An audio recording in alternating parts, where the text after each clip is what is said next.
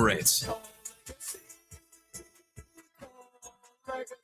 If you need it immediately and want to combo it with AC. Call Legacy. Call Legacy. No payments and no interest for 1 year on your new furnace. It could only be Legacy Heating and Cooling. A pizza from Papa John's is already pretty great, but you know what's even better? 2 pizzas from Papa John's. For a limited time, get a medium one-topping pizza for only $6 when you order any large specialty pizza at regular menu price. Whether you're feeding your family, your team, or yourself, get your next meal from your locally owned and operated Papa John's with a $6 one-top medium when you order any large specialty at regular menu price. Better ingredients, better pizza, Papa John's.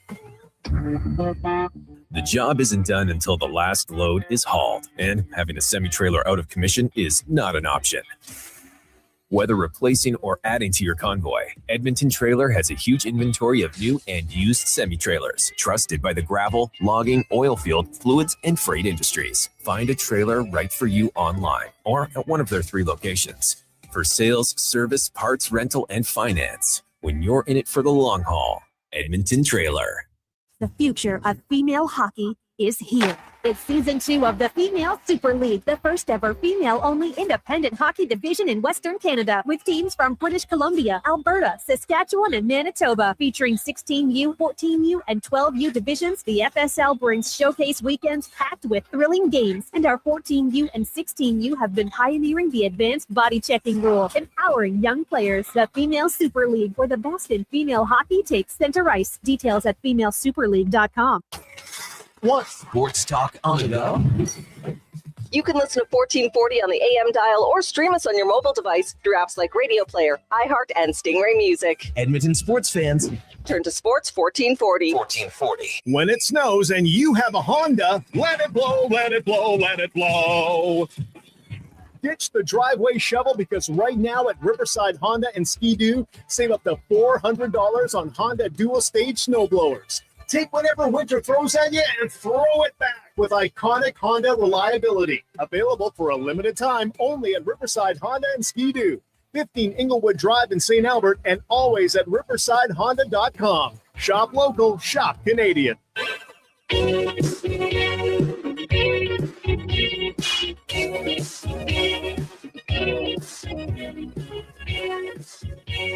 The Jason Gregor Show.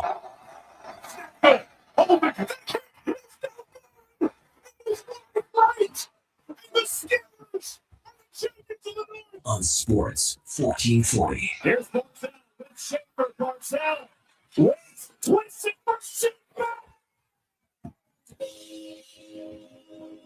Presented by PlayAlberta.ca, Alberta's only regulated online gambling website. Looking for Booker. Caruso defending. Booker eyes the clock. Sun spreading the floor. Push. Raising up. Fires. Oh! Oh! Goes Booker.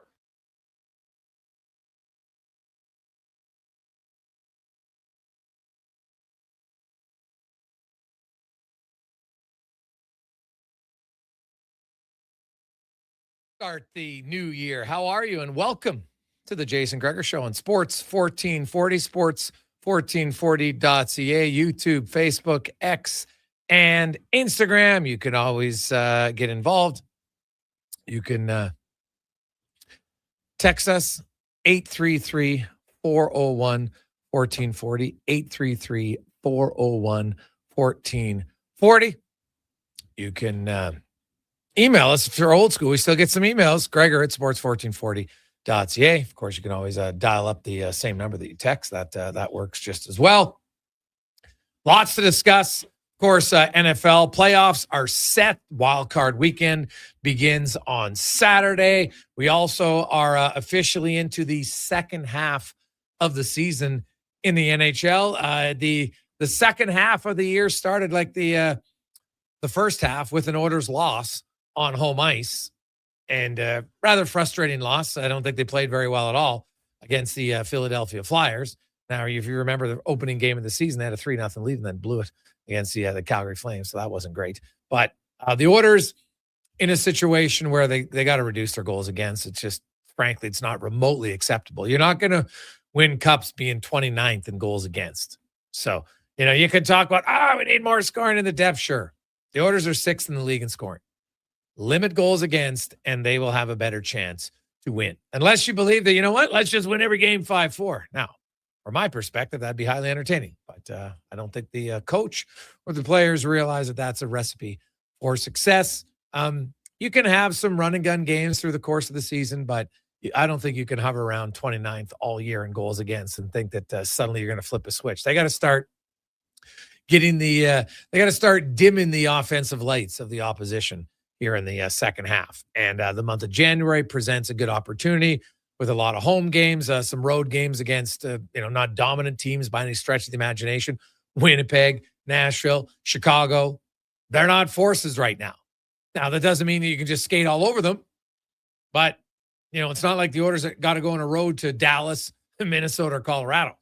It's a little bit different when you're facing Chicago, Nashville, and the Winnipeg Jets, who are in the basement of the calendar year started. If you would have given me 10 guesses on who would be dead last in the NHL on the first Monday of 2026, there's no chance I would have guessed Winnipeg. That wouldn't have been, I had Jets as a playoff team, so I wouldn't have had them in dead last. Oh my goodness, what a brutal. And it's not like it's getting better. They've lost 4 in a row.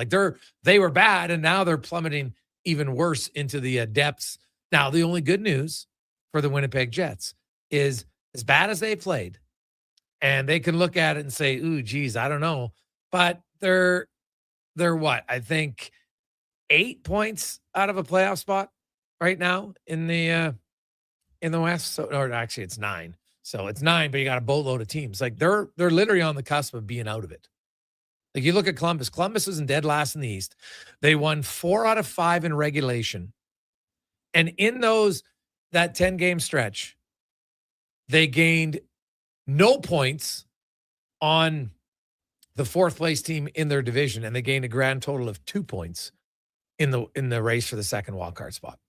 And then since then, they lost the game in regulation, lost in overtime, and boom. They look and say, oh, we're only 5 points out of the playoffs, which is true in the East. But when you've got that many teams, you can win 3 in a row, but somebody else is winning 3 in a row. So you might leapfrog the Rangers and the Maple Leafs, but then you don't catch the Devils or the Bruins, and you really don't get any ground in the big picture. So it's a wild race. It's entertaining. You look at every day, you could look and see, oh, this team was 2nd. Now they're 7th in a division. Literally from a Monday to a Friday, that can happen. So it is good if you like watching that sort of thing.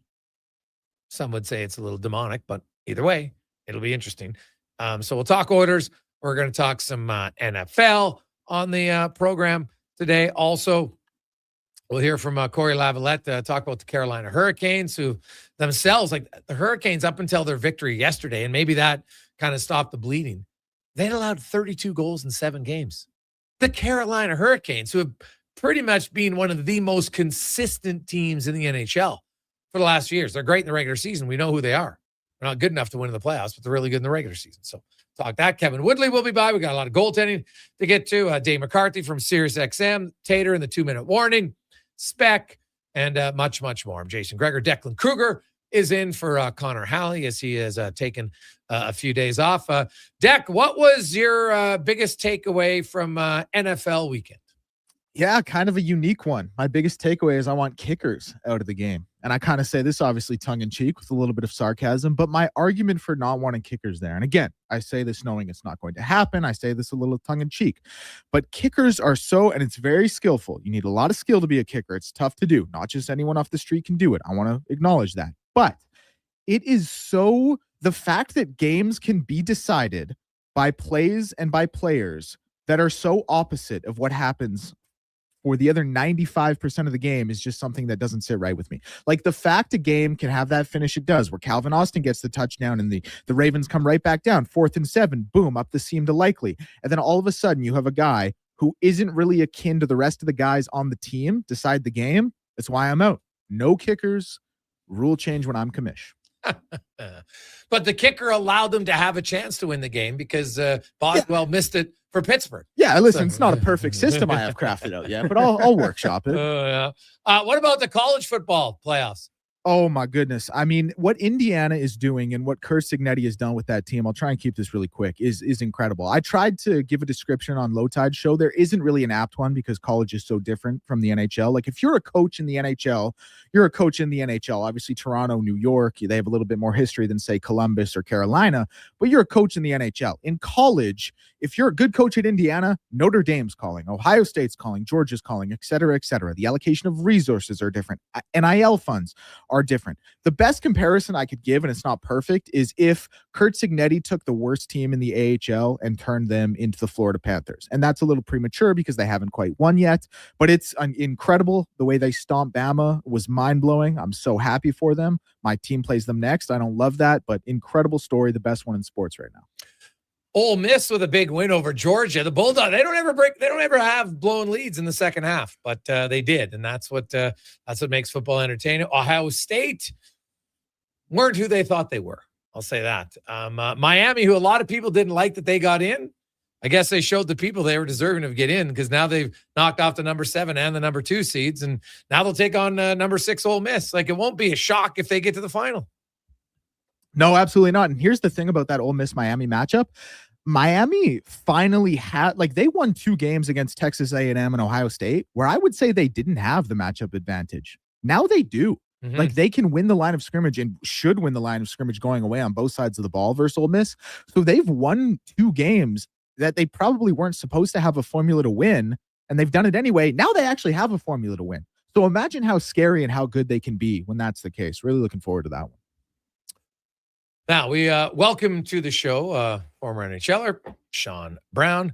Joined us. Brownie, how you doing? Good. You have a good holiday?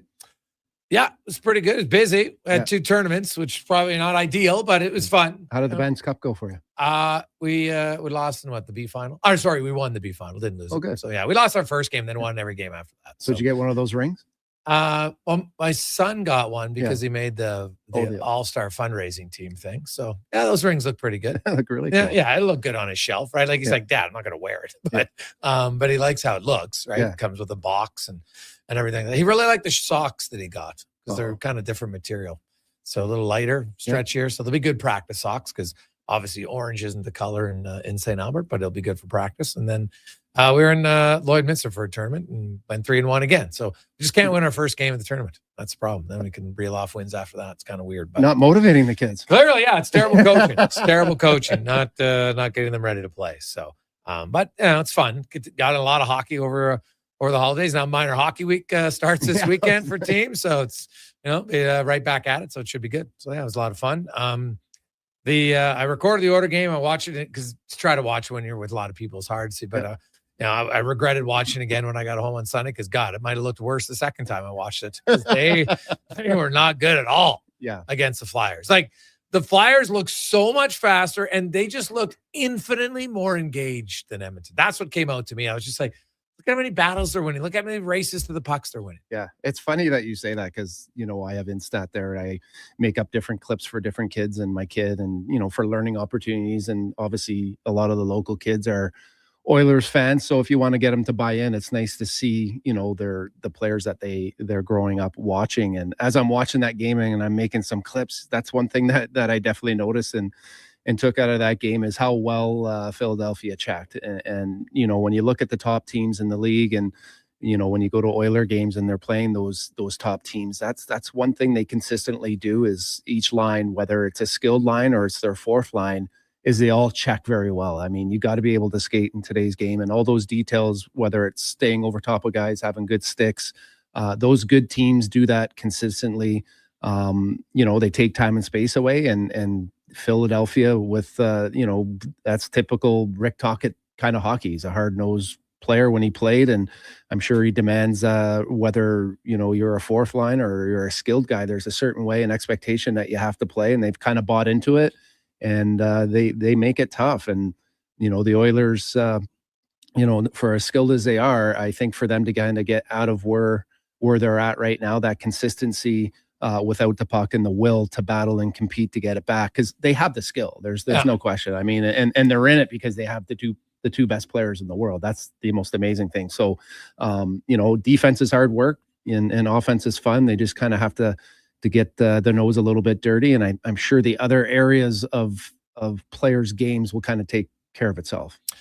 Well, I look at the Oilers, the 29th in goals against all year long. Like it's more than just 2 games. This has been a habit. It looked like they kind of had figured it out in December. I thought for that 10-game stretch, they went 7-3. They didn't give up many goals. They had some really solid games defensively where the goaltenders were almost sitting in a rocking chair some nights. But that just went away. And you're not going to play that way every night. I understand it. But they're now entering this month, and it didn't start good, the first game. But they're entering January here where they should be taking advantage of a favorable schedule against a lot of teams that are below them in the standings and didn't start very well. So we'll see how they bounce back. Now, the good news is it's Nashville where the Oilers have beat the for fun Leon Draisaitl. There's no player in the NHL who could use the term "I'm your daddy" more than Leon Draisaitl when it comes to the Nashville Predators. Like right now, it's ridiculous what he does against the Predators. And so maybe that'll get him. He's in a little bit of a funk, but it's overall, to me, the biggest concern for the Oilers is their team defense as a group. Goaltending some nights isn't good enough. Team defense, good enough. They still gift too many goals, Brownie. Like if the team has to work hard for a goal, I can live with it. When you just gift them, like it just sucks the life out of your team so quickly. Yeah, they definitely aren't making teams necessarily come in and earn it shift after shift and period and that consistency is just not there. I mean, the most remarkable thing is, I know Draisaitl might be on a little bit of might be struggling a little bit right now, but for the most part, those guys are they're playing at an elite level and they're they're where they're at because of those two. But I just look at this lull and these opportunities for other guys in the lineup that are playing, for guys that aren't in the lineup to get an opportunity to play, because no one seems to be seizing those moments and opportunities. So, good on their superstars for being, elite and consistent for the better part of the season. But this is, it's a tall order to ask. You can't be on your game, for the whole season, but there are opportunities for other guys to kind of elevate their game and to bring some energy and some enthusiasm to kind of pick up, other guys on the team. But right now it just seems to be certain, 2 guys that are kind of dragging the majority through the mud right now. Oh, 100%. Like there's lots. You look at, Frederic and Mangiapane, it looks like based on practice today, they'll both be healthy scratches tomorrow. Neither one's really got anything going. Kapanen's coming back in the lineup. Like that's the thing. Like more competition gets added every day. So Kapanen comes in. Hudson, I expect that he'll be placed or just reassigned, doesn't need waivers. So he'll go back and join the team. They play in Abbotsford tomorrow. So he'll get in time, play the game tomorrow. Jake Wallman is shooting for next week to return somewhere on that road trip in Nashville or Chicago. Most likely, probably the second half of a back-to-back. Rarely do they bring the guy back and have him play back-to-back nights, his first games in a row. So, that'll add something. They'll have to make a significant roster change then just because of Wallman's cap hit. And, Mangiapane's name is out there a lot. We'll see. It hasn't worked for him in Edmonton. People say, why? I'm like, well, first of all, it's not like it worked a lot in Washington either for Mangiapane if you look at his stats, right? At best, he's basically a 17 or 18 goal scorer who had the one great year in Calgary. That's clearly the outlier. If you look at all the other 6 years, that's the outlier. And I'll say this about the Oilers pro scouting is they clearly have a player they like, but they have yet to realize that player doesn't work here.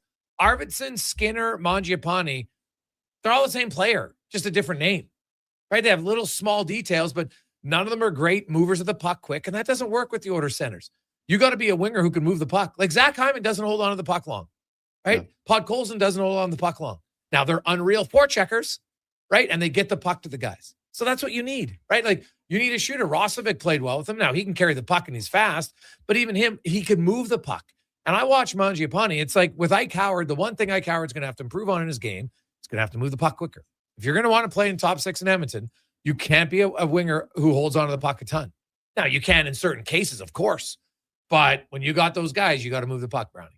Yeah, it's very situational, but you have to be able to add some value when you're not necessarily putting up some points, right? And Mangiapane, when you think of him, he's, like you said, he puts up 16 to 17, 18 goals But I also see another side of his game where he can really rat it up and be a real agitator. And I haven't seen a ton of that, right? And so when you look at the Oilers lineup, I mean, there's two guys that are offensive and put up points consistently, and there's some other guys that, you know, are still trying to figure out their identity. And I just think that for the Oilers, there's some guys that, okay, hey, it's not going great. It's not always going to go great. But what are the other things in your game that you're going to be able to do, you know, while you kind of are going through this funk, let's say, right? Yeah. And I don't see enough guys. And like you said, they're very similar. Like Henrique at this point in his career, like what else, if he's not scoring, and what is he going to do?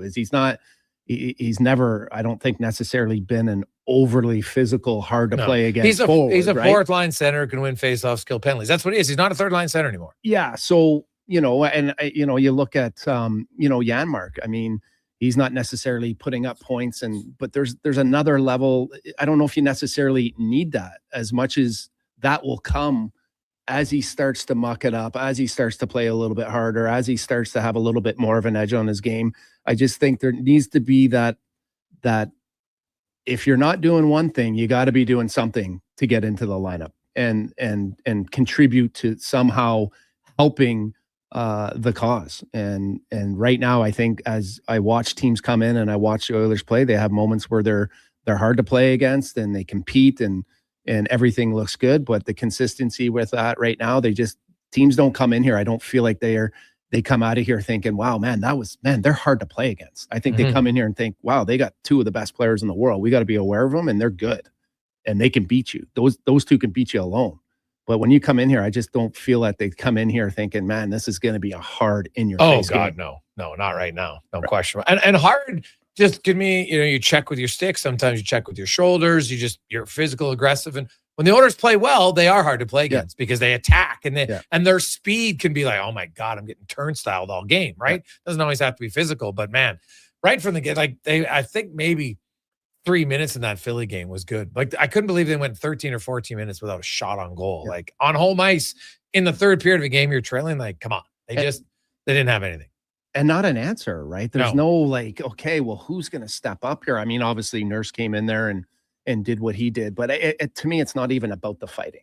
Yeah. It's not even about the fighting. The fighting is nice, but it's the things that guys are willing to do that are outside of their skill set. I mean, they got Nashville coming in. I've seen the highlights there where Steven Stamkos, blocked a shot at the end of the game. That's not typically, something that you think about, him doing, but that's something that, he's doing at this point in his career to get, to add value. It's just the good teams and the good players, do things like that. And where is that right now throughout the Oilers lineup, that desperation and guys being like, hey, you know what? Like, I don't normally do this, but watch this. And when you do that, that shows the healthiness of your team, and guys rally and get behind that.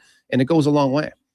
Jason Gregor, Sean Brown with you, Sports 1440. When we return, we'll get lots of your texts, 833-401-1440, 833-401-1440. Kevin Woodley will be by. It's the Gregor Show presented by PlayAlberta.ca, where casinos, live dealer, lottery, instance, all in one place. PlayAlberta.ca.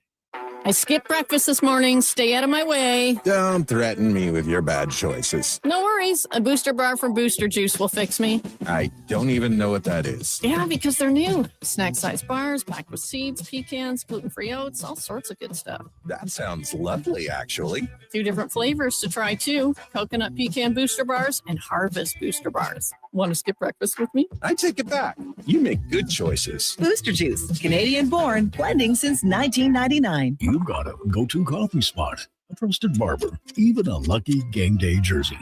But when it's about looking your absolute best, there's only one name you need: Mr. Dirk. Family run since 1939, we're experts in crafting impeccable tailor-made suits and offering a wide variety of everyday styles. Pair that with personalized one-on-one fittings and the convenience of on-site tailoring. Mr. Dirk elevates your style game. Visit our Edmonton store or explore MrDirk.com. Score big on style with Mr. Dirk.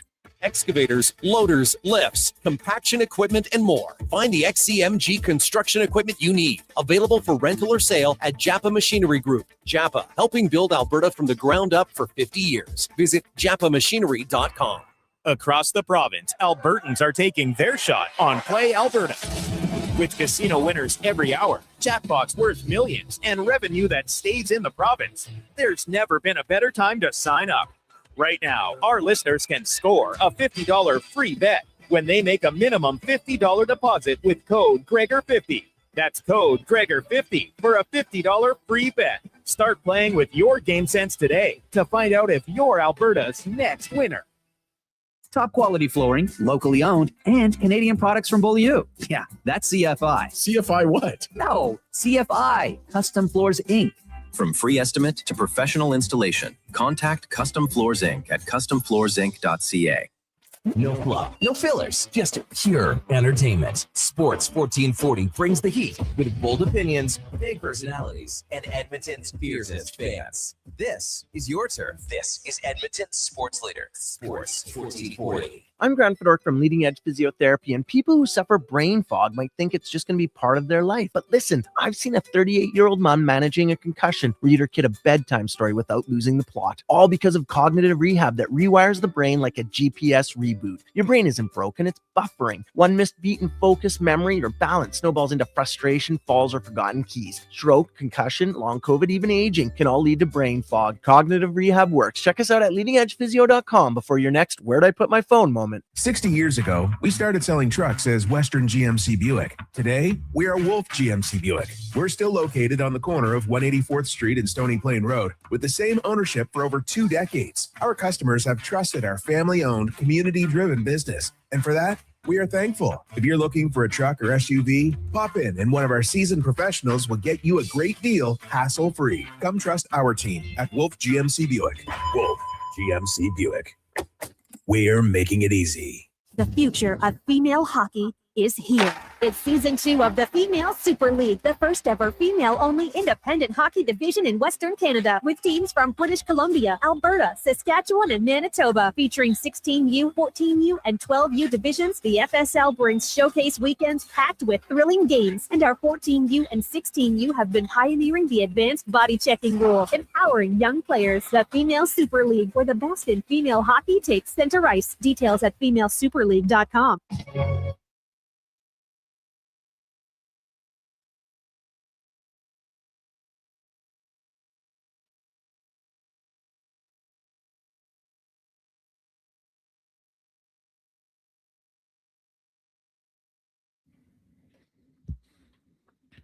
Portions of this hour brought to you by Crystal Glass, your clear choice for residential windows, locally manufactured and installed. Crystal Glass provides a beautiful product and incredible customer services for all your residential needs. Call 310 Glass or visit crystalglass.ca for a quote.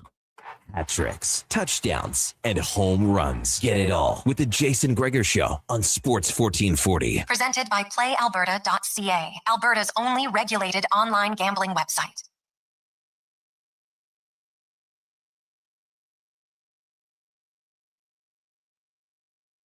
I've got a few texts. Greg's, when did you say Wallman's back next week? Look for I talked to Jake today. He says he's getting rather stir crazy. Like any player, you sit out for that long and you want to play. And, you know, he'd skated for a bit and it just basically had a real bad bone bruise. It turned out to be a little bit of a fracture. Blocked that shot in Tampa Bay.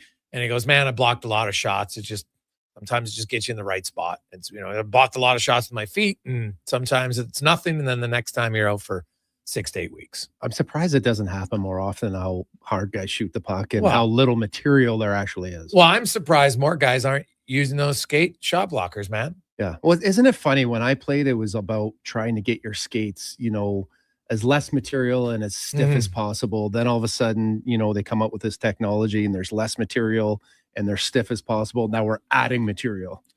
You know, so. But that like that different plastic, I get why. Like, because I've seen like Chris Russell wore it, lots of other guys wore it, and it works, right? Like it protects your foot, and it doesn't. Nowadays, you can't tell me that the trainers, you know, you can manipulate it because some guys guys go more on their edges, so you don't want it to touch the ice. And I'm like, well, yeah, cut it down so it doesn't go below your boot. And it's you're not cutting that far. Like, let's not kid ourselves here. Yeah. That just tells you, what I remember Barry Stafford. I mean, the things that he would jimmy up and the skill that he had to manipulate your equipment, whether it's your skates, your elbow pads. I mean, it's quite remarkable what some of those trainers can do to kind of make some adjustments. But I mean, if anyone's played hockey and, which we all have, I don't think there's any worse feeling than taking a shot off the foot, especially because it feels like it's broken. But you obviously can't, you can't take your skate out of your boot. Otherwise it's not going back in. Right. And just that pain is just awful.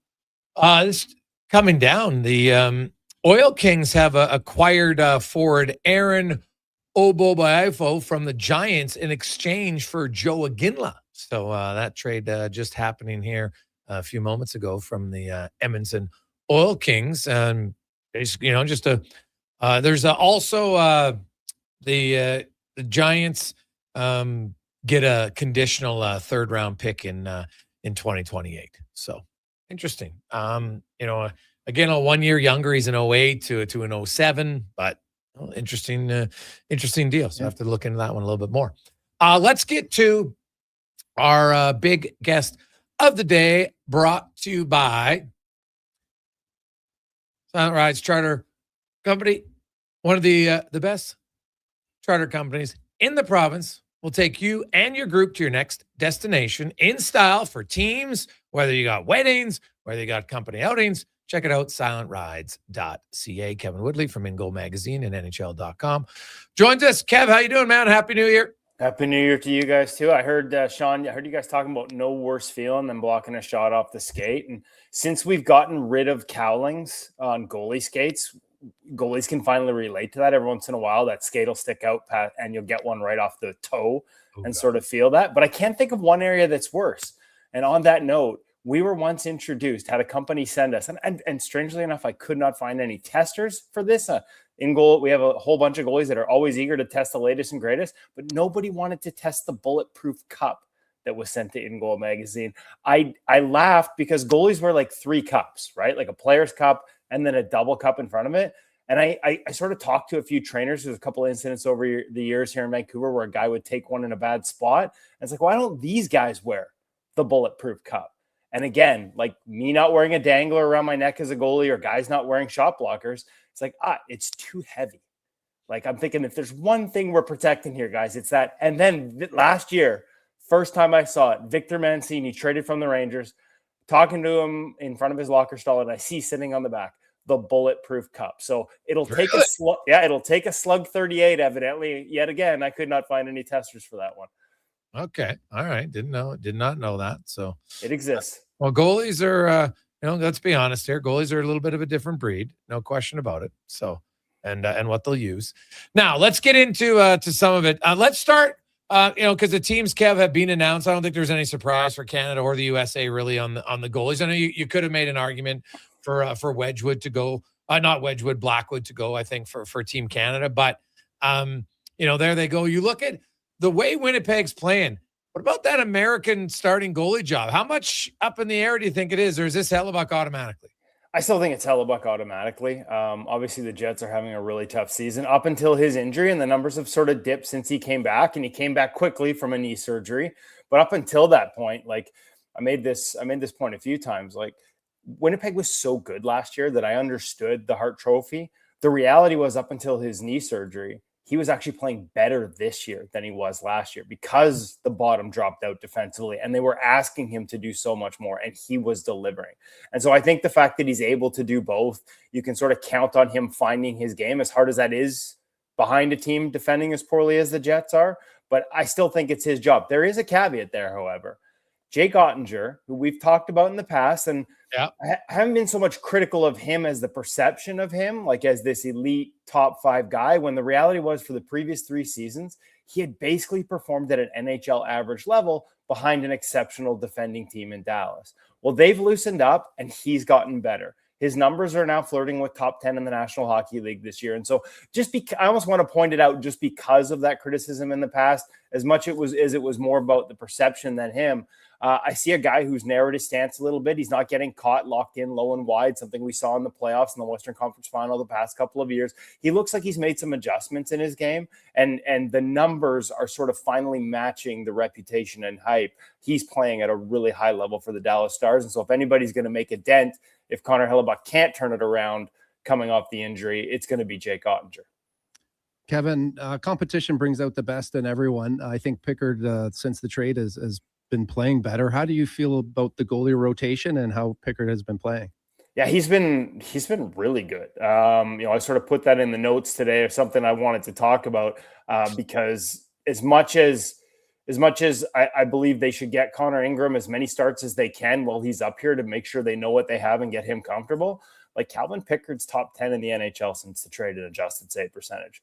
The baseline has finally risen. Remember, we talked about how he had an 865 expected save percentage for much of the year. It's up to 881 since the trade, and he's outperforming it by better than 2 goals for every 100 shots, like 2.2%, which is 11th in the National Hockey League, tied for 10th with Alex Lyon over that stretch. And in the last couple of weeks, obviously that Winnipeg game helped. The last couple of weeks, it's well inside the top 10. So I don't know whether it's competition. Part of this is probably the environment finally improving because it was so bad early on for him. Whatever the reason, he is playing at a really high level for them right now. And that's, it's going to make for some interesting decisions, because Connor Ingram has, despite some ups and downs, showed some moments where he's been at a high level as well. And when Tristan Jarry gets back, I'm really curious to see what they do. But full marks to Calvin Pickard, whose numbers were at the opposite end of the spectrum league-wide early this season. Nice to see him back playing at a really, really high level right now. You said top 10 in adjusted save percentage since the trade. Yeah. Right? December 12th. Yeah. So, okay. and flirting with top 10. He's like a fraction of a percentage point behind Alex Lyon. So technically tied with Lyon. Oh, okay.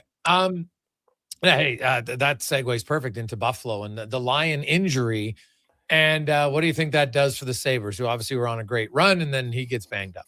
Well, in a much smaller sample size, Ukko-Pekka Luukkonen has been really good up until the last start. Like, that was one where a couple went through him that you don't want to see, especially as a big goaltender who plays deep, sort of under him. Some good looks, but again, like, those are the ones that it's a tough one, right? Because it doesn't look good. That's the cliche. You don't want anything through you or under you, and yet you're trying to encourage patience. And the cost of patience protecting the corners of the net is sometimes those will go in. But there were a couple in that game, and it stood out. Up until that point, UPL had been playing at a really high level as well. Now, listen, like, some of this is just the momentum and the role that the Buffalo Sabres was on. It's a tiny sample size for him. Like, up until that game, it was just 3 games during the 10-game stretch, but he was really good in those games. So I don't know that the Alex Lyon injury hurts them as much as people might believe, because Lyon was such a big part of this. Outside of, I haven't looked at their schedule and seen, like, how intense does it get? Do they have a bunch of back-to-backs coming up? And I haven't seen an update on where Colton Ellis is as an option, or whether they're going to have to go down to the farm and maybe bring up a guy like Devin Levi. That part I haven't seen. So, but as far as UPL goes, during that 10-game streak, he was playing really well.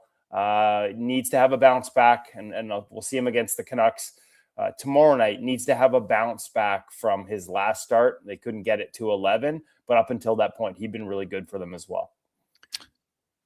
We've lost track a little bit of Stuart Skinner. How is he doing since the trade? And have you had a chance to look into that at all? I've watched a couple games, and there's been some moments that look familiar, but overall, it might surprise people to know that he's 27th in adjusted save percentage since the trade, despite a couple of really rough starts and a couple of rough moments within there, which is understandable. Now, you're not going to see that in the raw numbers, guys. Like, the raw numbers are going to look ugly because the baseline is so low. Pittsburgh hasn't defended well in front of them. We talked about Picard early in the year having an 865. Skinner's 864 right now since he arrived in Pittsburgh. But he's outplaying it by almost a full percentage point, a goal for every 100 shots, which doesn't seem like a huge number, but it's enough to be 25th, 26th in that neighborhood in the National Hockey League since the trade. So in a much tougher environment than what he left here, he's outperformed both of the other goalies that have been there as well. Like, Artur Shilovs has fallen off, and in that same stretch is well below expected. So it hasn't. You're right. We've kind of lost track of it. Me too. But when I started looking into it and started looking at some of the videos, some of it looks familiar. But he actually overall hasn't looked that bad, and he hasn't played that bad since he got to Pittsburgh. Kevin Woodley from Ingo Magazine and NHL.com joins us. Kev, what about the Ottawa Senators? And you look at their overall save percentage, look at their penalty kill. Like there's not a lot to love there. Now, of course, Allmark's gone for undetermined amount of time.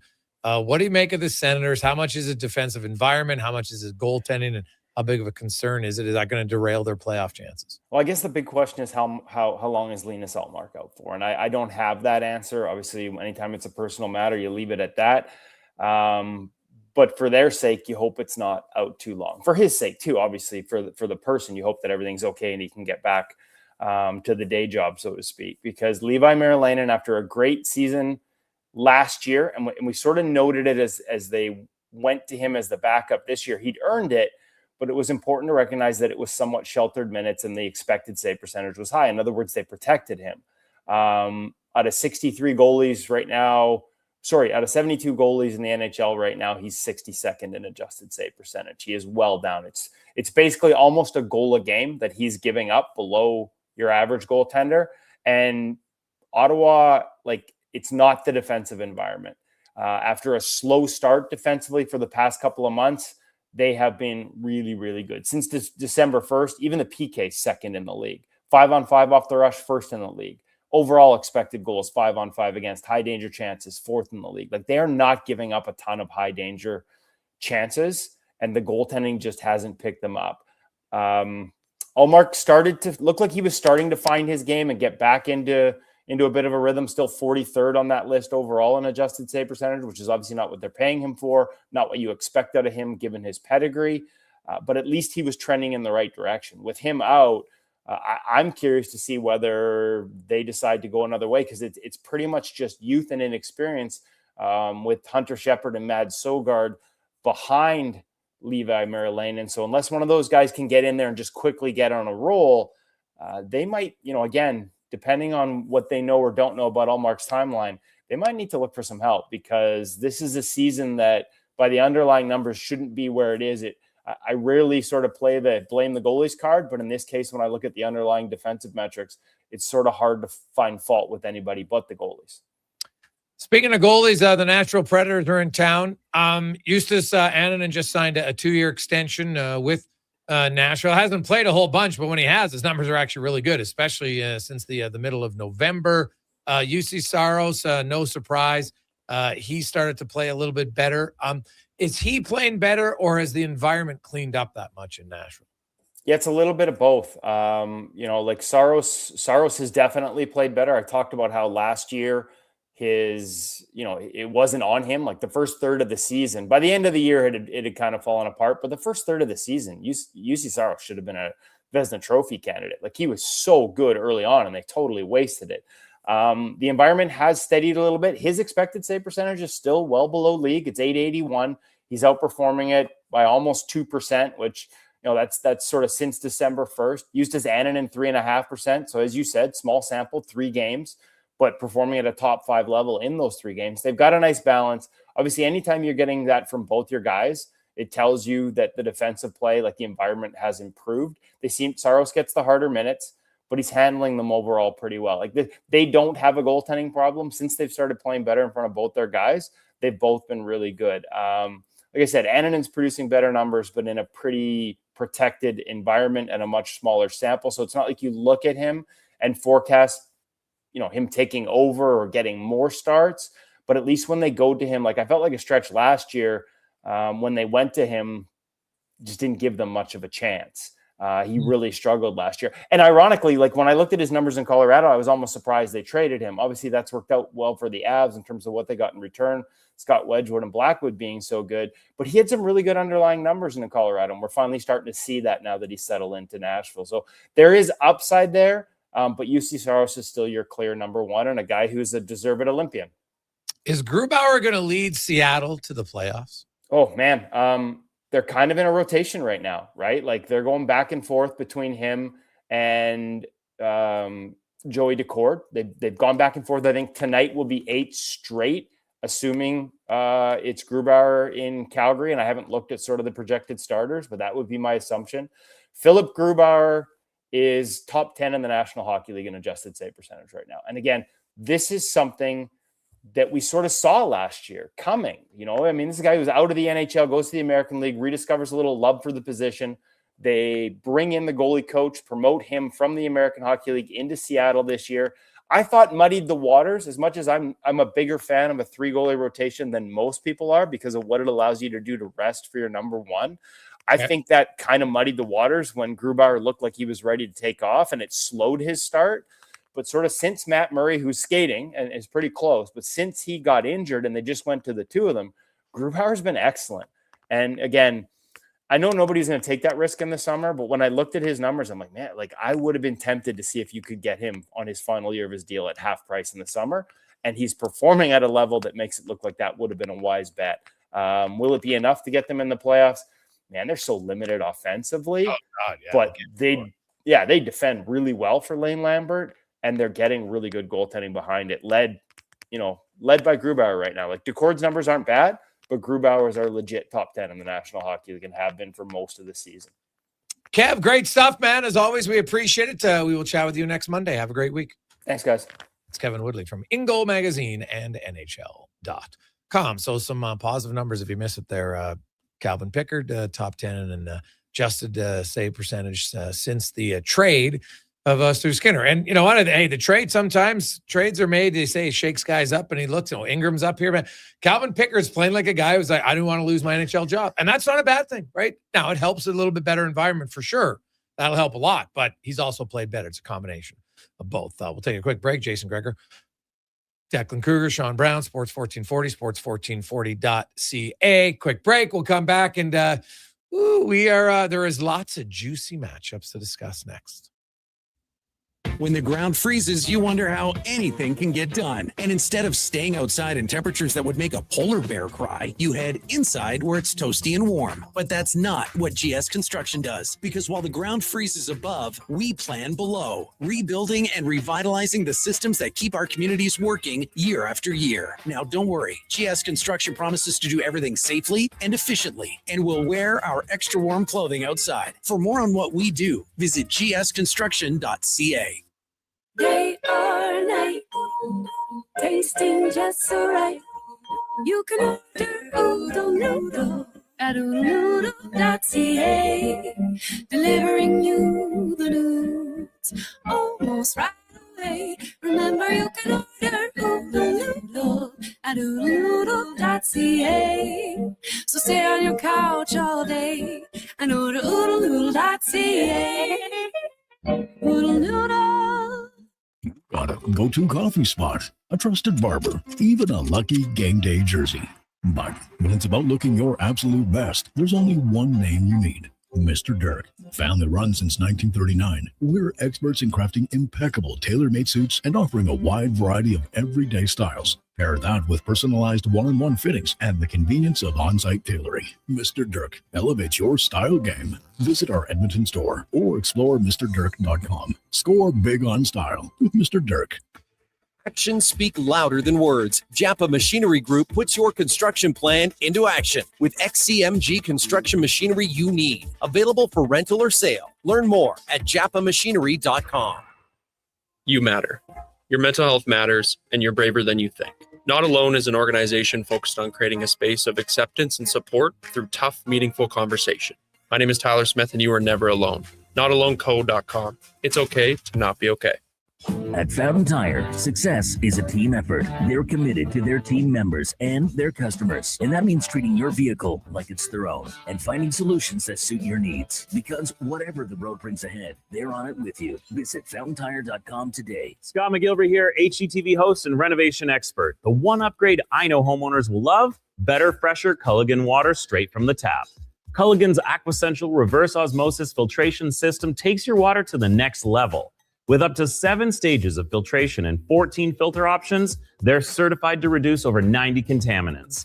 Your tap water is about to get a major upgrade. Safer water that tastes great. Get started with a free in-home water test at Culligan.com. Culligan, water you love. Sure, your couch is comfortable, but watching the game is always better and on the rocks. With crystal clear TVs, you won't miss a single play, and the specials are a major league win. Pre-game warm-up starts with specials 30 minutes before the puck drops. Get 69-cent wings and $5.75 Molson Canadian and Coors Light drafts. And play score and win every game for your chance to win big. Be part of the action this hockey season. See the menu online at ontherocksyeg.com. Boombox, baby. About to get a little boondock.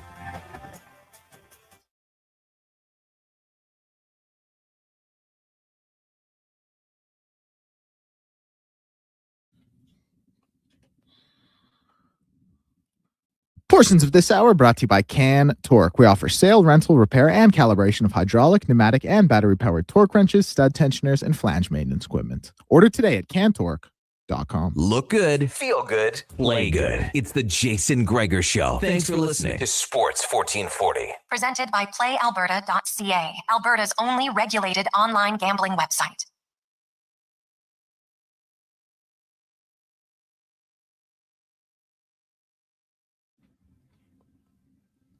.246, welcome back. Jason Gregor, Sean Brown, Sports 1440, sports1440.ca. The bronze medal game, Canada and Finland's underway. Sam O'Reilly had made it 1-0 for Canada. The Finns just rebounded, and it is now 1-1.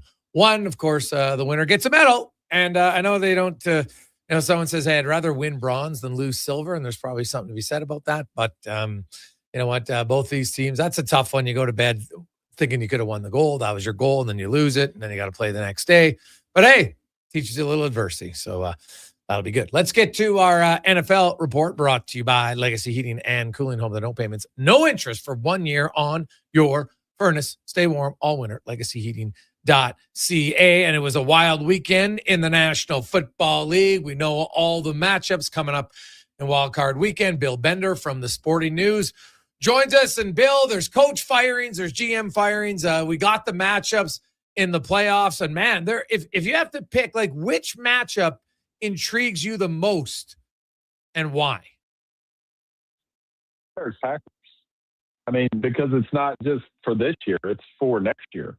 It's for, I don't know that either one of those teams can win the Super Bowl, but the first two games were so compelling and close, and the way the Bears won the last one, Green Bay coming in there losing 4 in a row.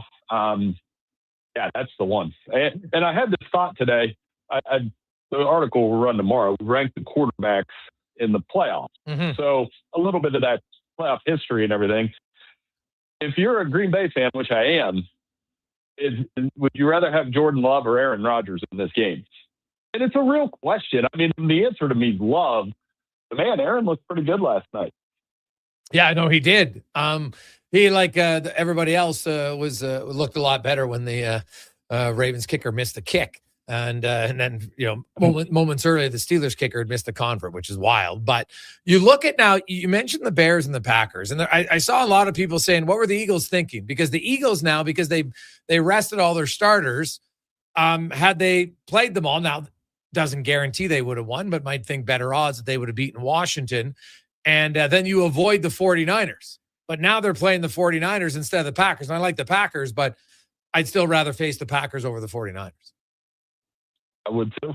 And I think because of those injuries, because of the uncertainty, because San Francisco is a tough matchup. Now, San Francisco's had their fair share of injuries too. The reason I don't understand it is, why don't you want the second home playoff game? Yeah.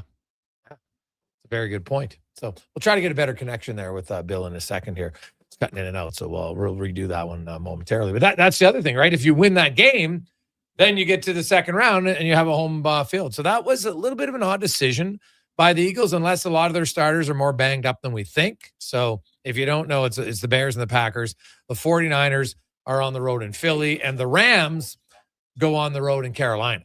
And man, if you're the LA Rams, that is a pretty tasty matchup, as Bill's back with us. And man, you look at the Rams and the 49ers, you want to talk about a pretty advantageous tiebreaker.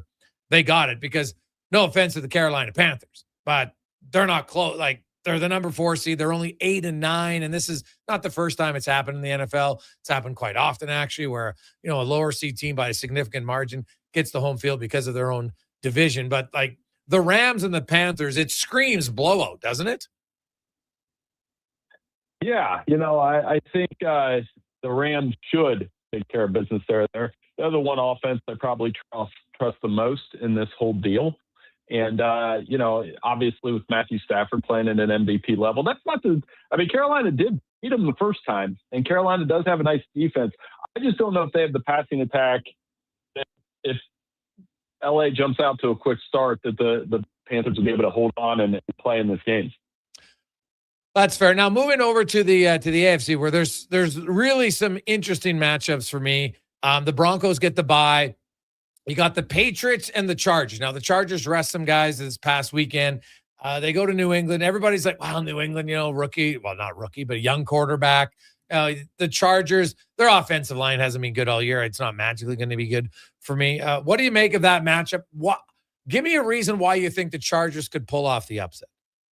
Jim Harbaugh's a good coach, and maybe they slow the game down, limit the possessions, the defense plays well, get a couple turnovers, and protect Justin Herbert better than they have. I think you just pointed out the largest point of this game is, can you protect Justin Herbert for 4 quarters? He took way too many sacks for the last 4 weeks and all season, really.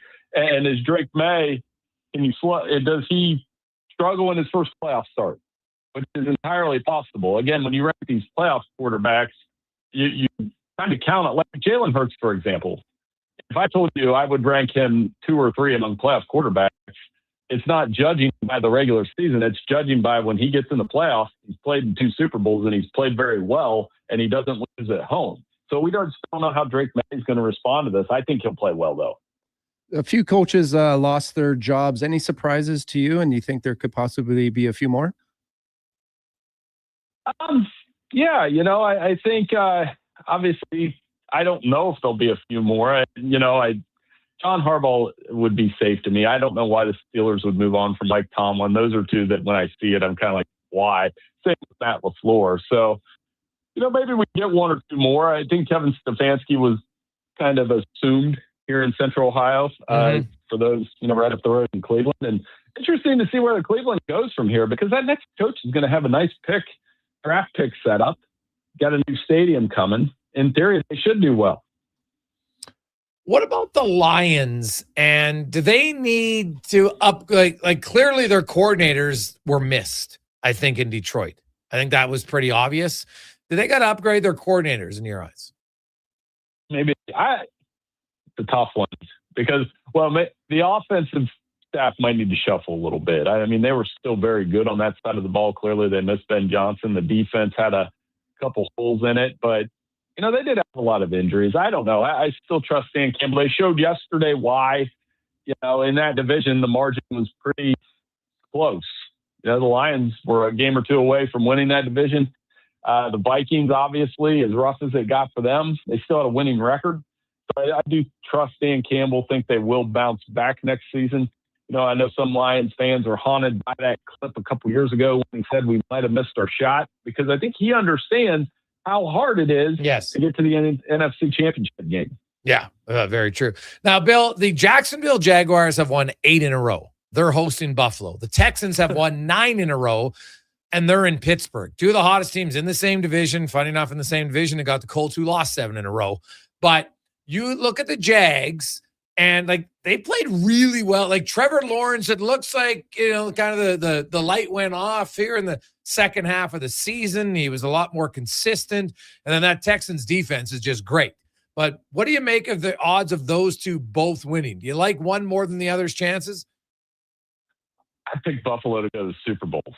So I guess even though they've got to get past this one, and Jacksonville's played so well. Trevor Lawrence is playing so well the last 4 weeks. He's been amazing. And Houston probably has the defense I trust the most in the playoffs, but that's tough out in Pittsburgh. So, obviously CJ Stroud won both home starts in the playoffs, lost both road starts. So we're going to see how that goes. But they're both awesome teams.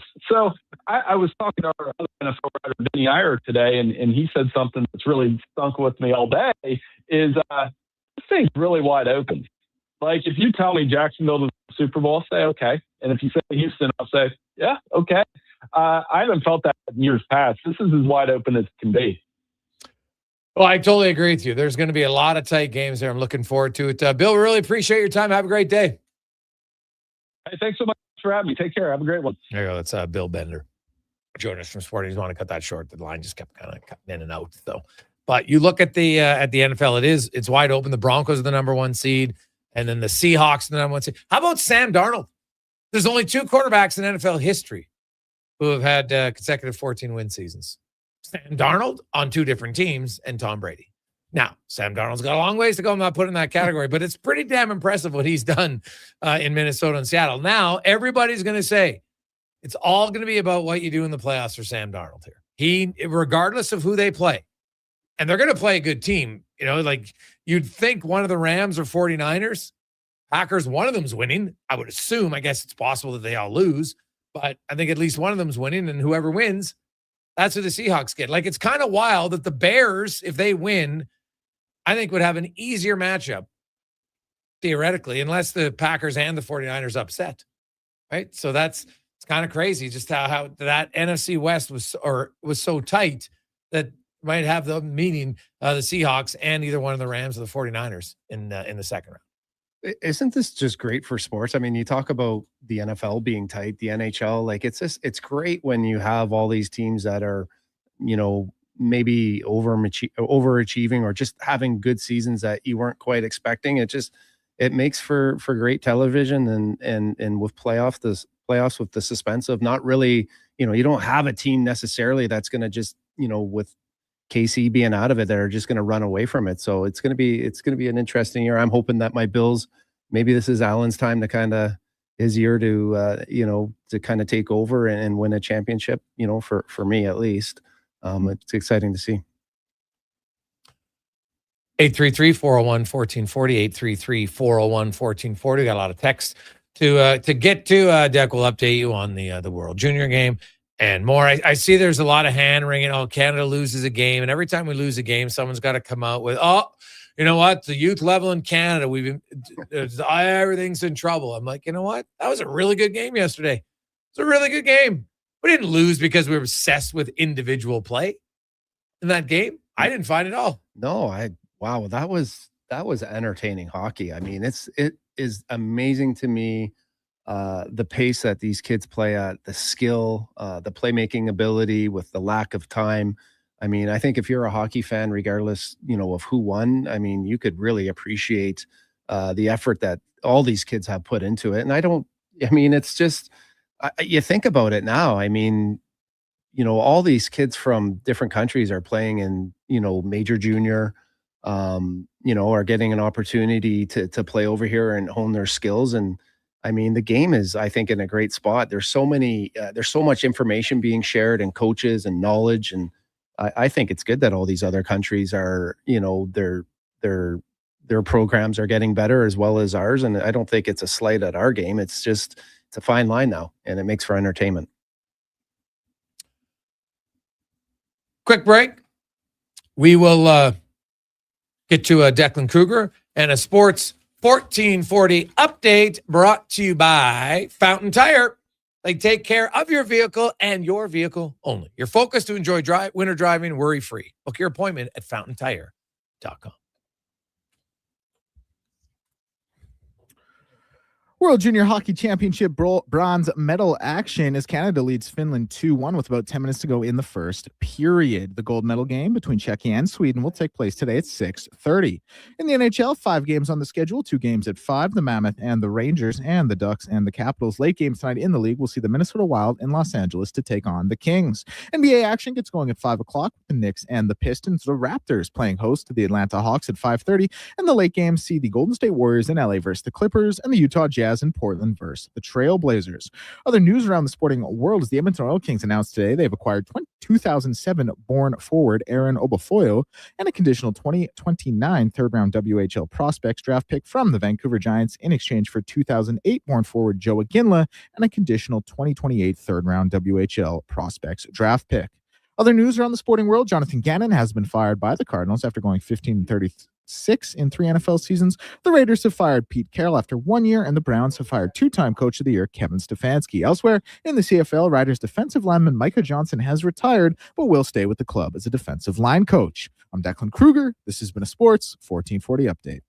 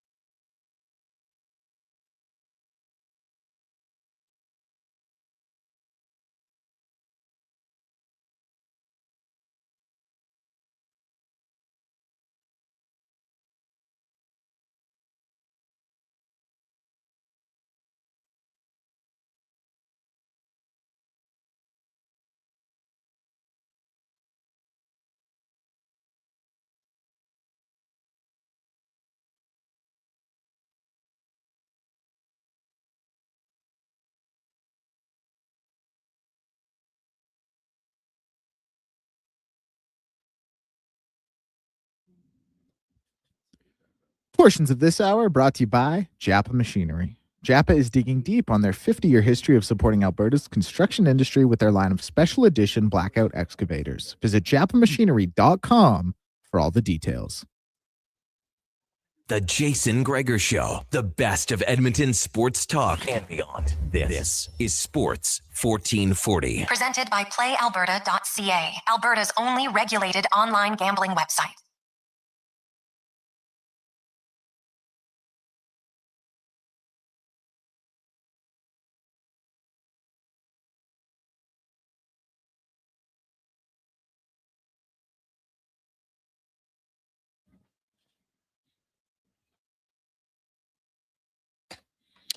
.304, Jason Gregor, Declan Kruger, Sean Brown, Sports 1440, sports1440.ca. The Con Man will be back on Wednesday. It's the Gregor Show presented by PlayAlberta.ca, where you can get in the game. Of course, live dealer sports. You have, of course, tomorrow, $50 million up for grabs in Lotto Max and 2 Max Millions. And every weekday, you can check it out, the Jason Gregor Show odds boosts. And going with a Capitals victory combined with Mrazek making 25 saves. The Ducks give up a lot. So he could make 25 saves and still give up 5 goals, face 30 shots. I don't think it'd be that big of an ask tonight. So you got that one. We also have a little Rangers Utah Mammoth one as well. So you can check them out at playalberta.ca. 833-401-1440, 833-401-1440. Hey, guys, Canada's program and development needs an overhaul. We are slacking and falling behind. Well, I don't really think we're falling behind. I think, if anything, you look at Canada. When was the last time the Canadian men lost a major hockey tournament? When it was best on best amongst the top Canadian men. Yeah. 2006. Right? They won in 08. Or sorry, they won in 10. They won in 14. Won 4 Nations, which I know didn't have everybody there, but that was the best of the best that was available at that time. So I don't really know if Canada. I think others are catching up, right? You weren't going to maintain your massive gap forever, right? Like when you have more countries, and now you have, like, look at Czechia and how many of their kids are playing CHL hockey. Now, someone could say, you know what? Well, maybe we should stop having imports play in our league because we wanted to dominate our own leagues. You could have that conversation if you want, right? You could do it and say, because if you want to grow your game globally, then you want to have other better countries. And at the younger level, like I said, if Schaefer and Celebrini are playing on Team Canada, which, by the way, they're both eligible to, do you think Canada's a better team? Right? Like, imagine Matthew Schaefer playing at the World Juniors right now. I think he'd be pretty good. Macklin Celebrini would be pretty good. Right? So it's you can't, I think, get too narrow. Now, this can we always look to improve some things in hockey? 100%. So you can have that conversation. But claims that we're falling behind, I'm not sure are based on much. No, I don't know if we need to, dominate. It's like, I think it's good for the game. I think that, when other countries are doing better, it's more entertaining, right? You don't know who's going to win. I thought yesterday's game was an excellent game. It was fast paced, well coached by both teams. And it's one game too, right? Anything can happen in a one game scenario. So, it was close. It's not like, the Canadian, I forget the name of the guy who had the 2 breakaway or on the penalty shot there, had 2 penalty shots, hit the post, had a ton of opportunity. A couple of those go in. We're talking about a different story. So, we're obviously going to criticize and talk about it for a while, but as we watch them play right now, it's entertaining while it's close. And like you said, we do, develop other kids. We develop other goalies. We share information. there's so many more jobs and opportunities, and when you're good at something, other countries want to know why they're competitive too. They want to know why you're good, and they do research, and they do as much as they can to make their programs better. So I think this is a great thing for hockey. Nothing's guaranteed. It's not something that I think Canada can't bounce back from. You're always kind of fine tuning, and it makes us, when you lose, like anything, it makes you kind of reflect, and maybe there are a few adjustments, but the adjustments I don't think guarantee you that we're going to get back to dominating at some point. Well, I still think we dominate. Canada's there all the time. Like, I thought they played pretty well at Four Nations, right? Like, you're not. I think people, I guess, depends on what's people's definition of dominating. You have to win every game all the time. That's not going to happen. Canada didn't win every game at the Four Nations, right? You're not going to win every game, but at the end, Canada wins more than they lose at the men's level. And World Juniors, I always say, hey, World Juniors, you know what? Everybody, Canada is usually the one team that doesn't have their best available, because their best available are in the NHL. Czechia doesn't have an 18-year-old in the NHL. They don't have a 19-year-old in the NHL. So that changes it. It just does. Yeah. Right? Like, it was like last year when they didn't have Bedard on the team or Celebrini. Like, that's a big difference. It just is going to be. And that's not a knock. It shows you that, hey, the elite of the elite at each age level, there's still a fair amount of Canadians in there. So that doesn't mean that you don't always look to improve, but I think it's disingenuous. And you don't need to spread false information to claim, oh, Canada's falling behind. No, we're not. Other teams are catching up, yes. You can't stop it, but you can say, okay, what do we do to keep it going? And we get a lot of texts already, 833-401-1440, cost. Everyone says cost. Yeah, but cost is expensive to everything now. Groceries, way more expensive than they have been ever before. And so the truth of the matter is, in hockey, to service a hockey arena where the game is played is infinitely more expensive than it is to service a football field or a baseball diamond or basketball court. Because you can play on the outdoor basketball court all summer. Now, you can't play much in the winter, but even in the gym, once the gym's made, there's not like, I don't got to have a Zamboni coming out there. I got someone who sweeps the floor once in a while, right? Like, it's not the same, right? Like the plant, everything, it's costlier. It just is, right? There's more equipment for hockey, right? Like, hey, do I think it's a joke the cost of sticks are? Yes. But I think it's a joke what the cost of food is now. So how do you change it? Yeah. Right. That's a question. But the reality is I don't know if the sport, you might lose some good athletes because they can't afford it, but you could say that about every sport, because some of it might be, well, you know what? This area of the city or this small town doesn't have a basketball team. Well, Johnny grew up there and Johnny never got to play basketball, but God, he would have been really good if he could have. You never know. He could have or not. Yeah. Yeah. I mean, the cost is, just because, the cost of sticks, as you said, is amazing. But there are options that are out there. It's not, who hasn't had that argument with their son about sticks, and, it's not necessarily the stick, it's the player with the stick. I grew up with not the best equipment, not the best stick, and yeah, well, the stick doesn't make a player. It doesn't, you know what I mean? So, there's ways, especially in Alberta with the outdoor ice and, the facilities that we have and the leisure ice and what we have available, there's still opportunity. Sports in general is just kind of expensive. I don't, you kind of miss the days of kind of getting together with your buddies and knocking on the door and just finding kind of a pickup game. And, today's world, it's almost nothing's really organized unless it's paid for and planned by someone, but that's just kind of where we're at. Yeah. This is an interesting one. Hey, guys, to me, the reason that we are not constantly winning is simple. The European teams play the game that separated us from others. Now, Canada and the U.S. play the finesse game, and winning puck battles isn't our forte any longer. Interesting point from Hacksaw.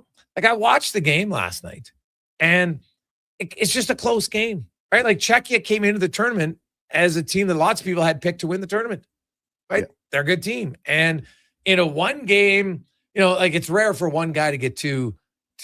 That was unbelievable. Yeah, I've never seen a redo in a penalty shot before. But when you look at it, it's one errant pass, right? McKenzie played really well, just made an errant pass in the neutral zone. Boom, turns it over. You go the other way, right? Yeah. Like, You can be a better team and you can make some worse decisions, but I don't think that's development or training. It's just sometimes you make a bad decision in the heat of the moment. And I think too, when you look back at Canada, and especially when I grew up, I mean, the biggest thing, the difference was the physicality, right? I think, the size of our players and the willingness to really, bully teams and beat teams up. I mean, the game has changed now. It's, a lot of those hits, that we, that happened, years ago, those are actually penalties now. So that physical part of the game now is less. And now it's kind of the way it's coached the way it's reffed. A lot of it is very, the skating, the skill and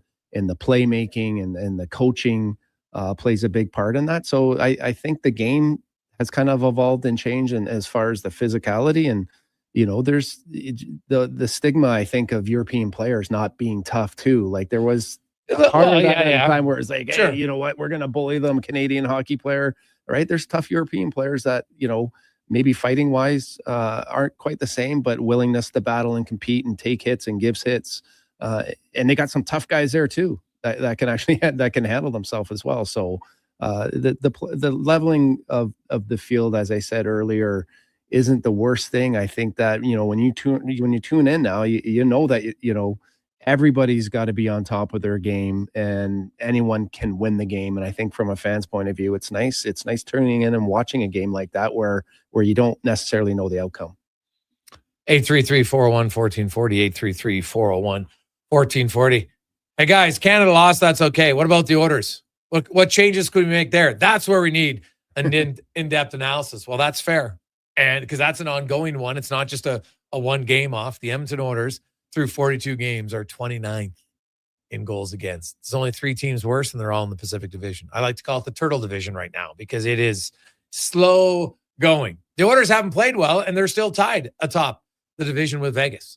And they got a very favorable month of January. Now, it's up to them to take advantage of that, and we'll see if they do. They're not off to a good start because Saturday afternoon's loss to Philly was just a bad performance, start to finish, by the Edmonton Oilers. They will have Kasperi Kapanen play his first game since October tomorrow.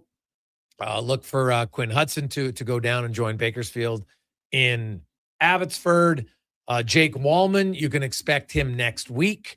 Probably the second half of the back-to-back. They play in Chicago Monday, and then they're in Nashville on Tuesday. I think that's probably when you'll see Jake Wallman make his return to the lineup, recovering from a broken bone after blocking a shot in Tampa Bay. You have Roslovic playing with Henrique on the third line in Howard today. Kapanen was playing with Draisaitl and Podkolzin. McDavid's line stayed the same. Frederic and Mangiapane, based on today's skate and the fact that they were out late, looks like they're probably going to be the healthy scratches. So we'll see. Hey, guys, what do you make about Canada's goaltending development? Well, Kevin Woodley's talked about that at length, and he thinks it is a problem. And just some of the things and the strategies that they have here in Canada. Like, I remember interviewing Sean Burke many years ago, and he said one of the biggest mistakes is having kids at a young age commit to playing goalie full-time. They don't understand. They don't know, as a goalie, where's the defenseman supposed to be? Because a big part of it is you're supposed to read the play. And you'll know if I'm coming here, and if my defenseman's in the right position, which obviously the young age isn't going to be there as much, but he's a big believer that you should have more kids play goal up until at least U13. I don't know, you're in St. Albert, but in Strathcona here, we rotate the goalies through, right? Our philosophy. But at U9, you mean? Yeah. Right. We're trying to get as many goals as we can. And they do. Some organizations do it. Others, they're like, this goal, he only wants to play goal. I'm like, okay, well, just because it's like kids, forwards, I only play forward. No, you don't. You can play defense. You can learn how to play defense. Yeah. It can help you. Kids who can play all different positions, it's important. Right? It's amazing to me how many people get caught up in, I agree with you, to play multiple positions at a young age and being adaptable and being able to adjust and understand that, if you want to play at a high level, the more you offer, the better opportunity you have of furthering your career. So the more positions and the better team player, and on and on and on. The reasons, the positive reasons for doing it are a good thing. But you know what, for as far as goaltending, I mean, it's, in our association, we, at certain years, at certain times, you have a ton of goalies and then you don't have too many goalies. And it's always a little bit of a struggle, trying to find that rotation, because there is a kid usually that likes to, gravitate more to goaltending. And that's fine if you want to have them play more, but just not all. Especially at the beginning, right? It kind of usually sorts itself out halfway through the season. Kids have tried it, don't necessarily want to try it again, and everyone kind of finds their spot. But I think especially early, the more exposure and opportunity that kids get at all the different positions, they eventually find their own way. Yeah, well, eventually. But I think you can learn what you like and what you don't like at different positions, and it makes a big difference. It was a great game yesterday. Canada just lost.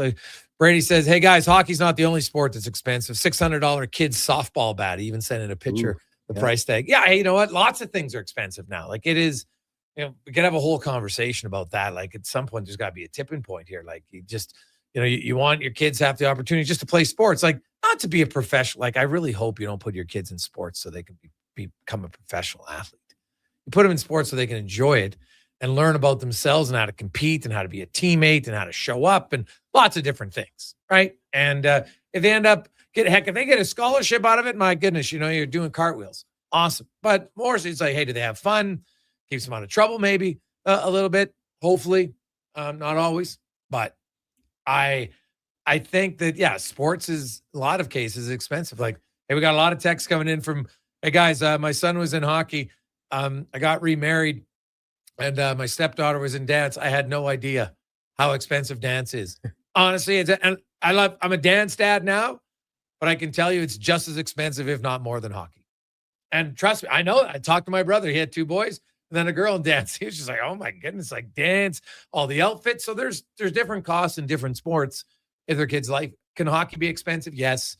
But it does seem to be Canada's struggling because hockey's expensive, right? Lots of things or activities now, sadly, are really expensive. Yeah. It's just, it kind of comes with it, unfortunately, especially if you want to get to the elite levels. But I do think, there are other options out there as far as, less of a commitment financially, less of a commitment, time-wise as well, too, right? So, so I guess I had a question for you. I was curious where you think Kapanen should come into the lineup. I mean, he's missed a lot of hockey. Does he come in? Do you put him on the second line? Is that a fair, realistic expectation? Well, that's where they're going to start with him. And really? He was skating with Draisaitl and Podkolzin again. Now, we all know lines can change in 15 minutes. So I think Kapanen long-term is probably a third liner. But I've always said, like, his skill has top 6 potential. No doubt in my mind. Now, can he do it consistently? And I think if he ever does that consistently, like, I'm not surprised he's playing with Draisaitl, because look who he played in the playoffs and was very good. Yeah. So would you start him on the third line though, and then let him work his way up, get his timing, get a feel for his game? As a coach, kind of lay out what you need to see in his game, and then when you see that in his game, then you reward him. I could see him playing a game or two in the top 6 because he's going to run on adrenaline for the first 2, and then you move him down. Really? Yeah, I think I would do it the other way. Him and Roslovic are going to split. I think him and Roslovic are going to be moving between the second and third line. Depending on how they're playing. And it might happen, right away. Like, who knows? I think they have Roslovic there, just a little speed, although Kapanen's pretty damn fast too. But I think they just got Roslovic. Henrik needs speed on his wings to be successful. He just does. So, that's kind of what I see. But I'm not locked into. I watch Knobloch long enough to know I don't get too hung up on who's on which line, because it isn't going to last very long, especially when the team's playing like junk. Guess what? When the team started playing well, the lines didn't change. The lines started changing when all of a sudden now they're leaking goal because they didn't change it for a while. And then guess what? Even with the consistent lines, they started to fall apart defensively again. Yeah. I just look at it, Gregor, though, like if, those top 2 lines are the lines that are expected to generate and do the most. And when you work your way up to those lines, you're obviously doing something very well, right? I would look at it, be like, hey, you've missed a lot of hockey. We need your skill set. We need your size. We need your physicality, right? Here you are. Play this style, play this way, play on the third line. Let's see it.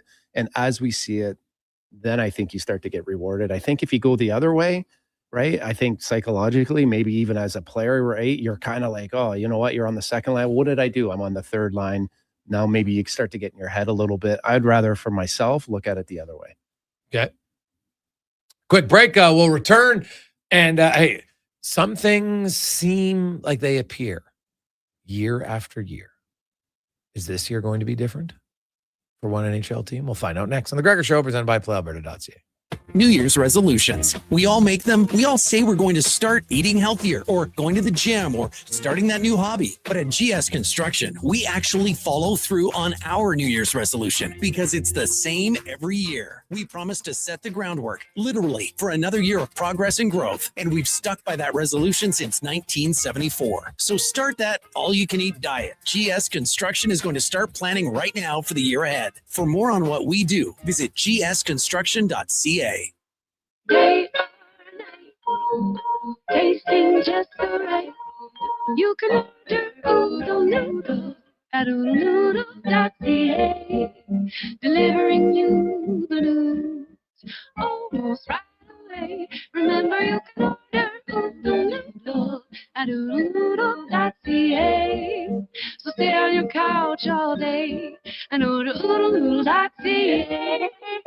Oodle noodle.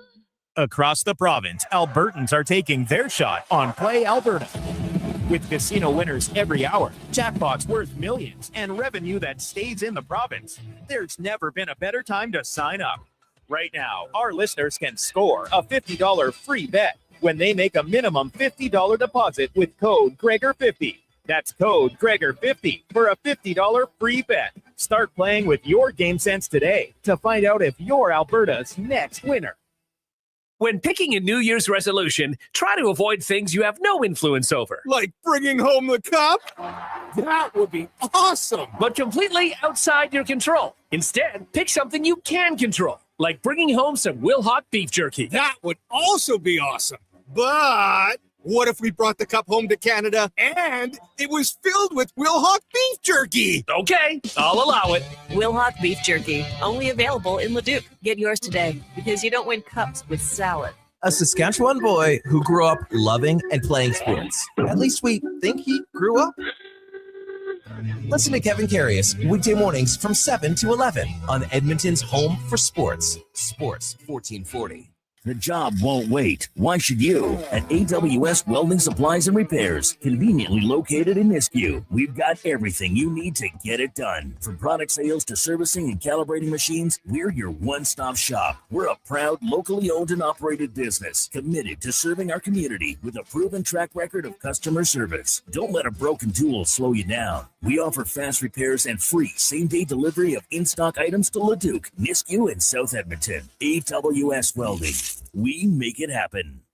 Wow, get ready for a silly hockey fans. Your partner in power just skated onto the ice. EWEL.ca, the new e-commerce website for electrical wholesalers Edmonton, is ready for the power play 24/7, 365. UL skates to where the puck will be in 5 years. Now that's forward thinking. Killer selection, slamming products from the best brands, and legendary service. Don't sit on the bench. Get your account today at ewell.ca and win that project. Plug into your partner in power. Get an EWEL.ca account today.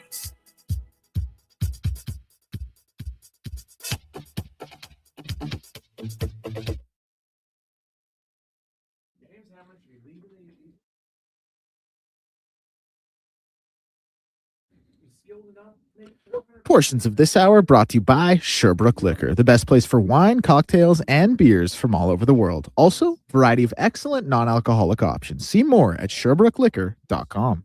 Hat tricks, touchdowns, and home runs. Get it all with the Jason Gregor Show on Sports 1440. Presented by PlayAlberta.ca, Alberta's only regulated online gambling website.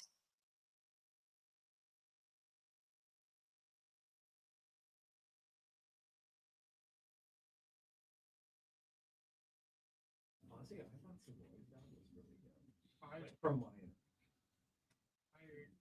I know a lot of parents who've interacted with them. I'm friends with two people who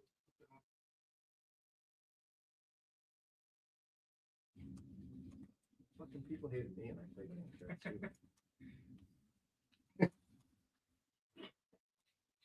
We continue on. Jason Gregor Sean Brown, Sports 1440, sports1440.ca, YouTube, Facebook, X, and Instagram. Hope you are having a lovely Monday. The Oilers are off at a practice today, and they will take on the Nashville Predators as the Oilers look for their first win in 2026. As we go around the NHL, brought to you by McDonald's.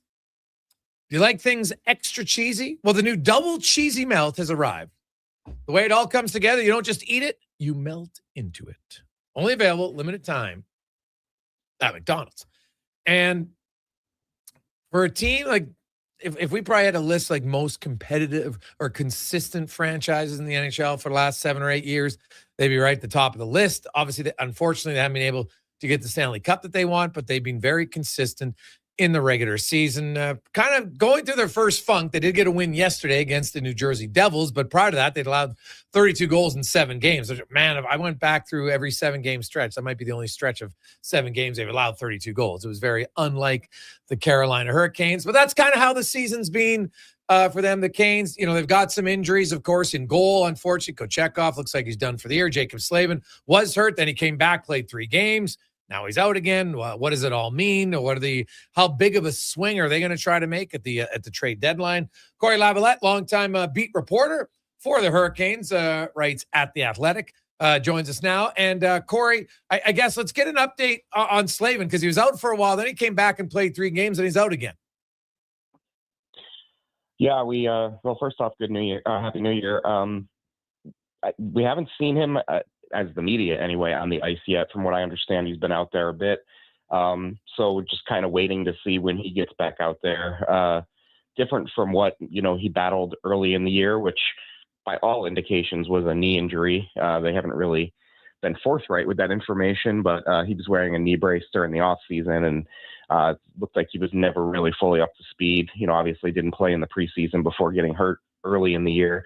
But then the hit by Greer in the Florida game, I think perhaps it listed as upper body, perhaps a concussion. Again, they're not exactly spilling the beans on what's going on, but I think he's pretty close. I think once he gets back on the, in practice, he'll be able to turn it around pretty quickly, and that'll be obviously a huge addition for them, because they're playing 2 rookies right now on defense. One who they expected to play and one they didn't expect to play. So it's been a little bit of a roller coaster. With that, he's obviously,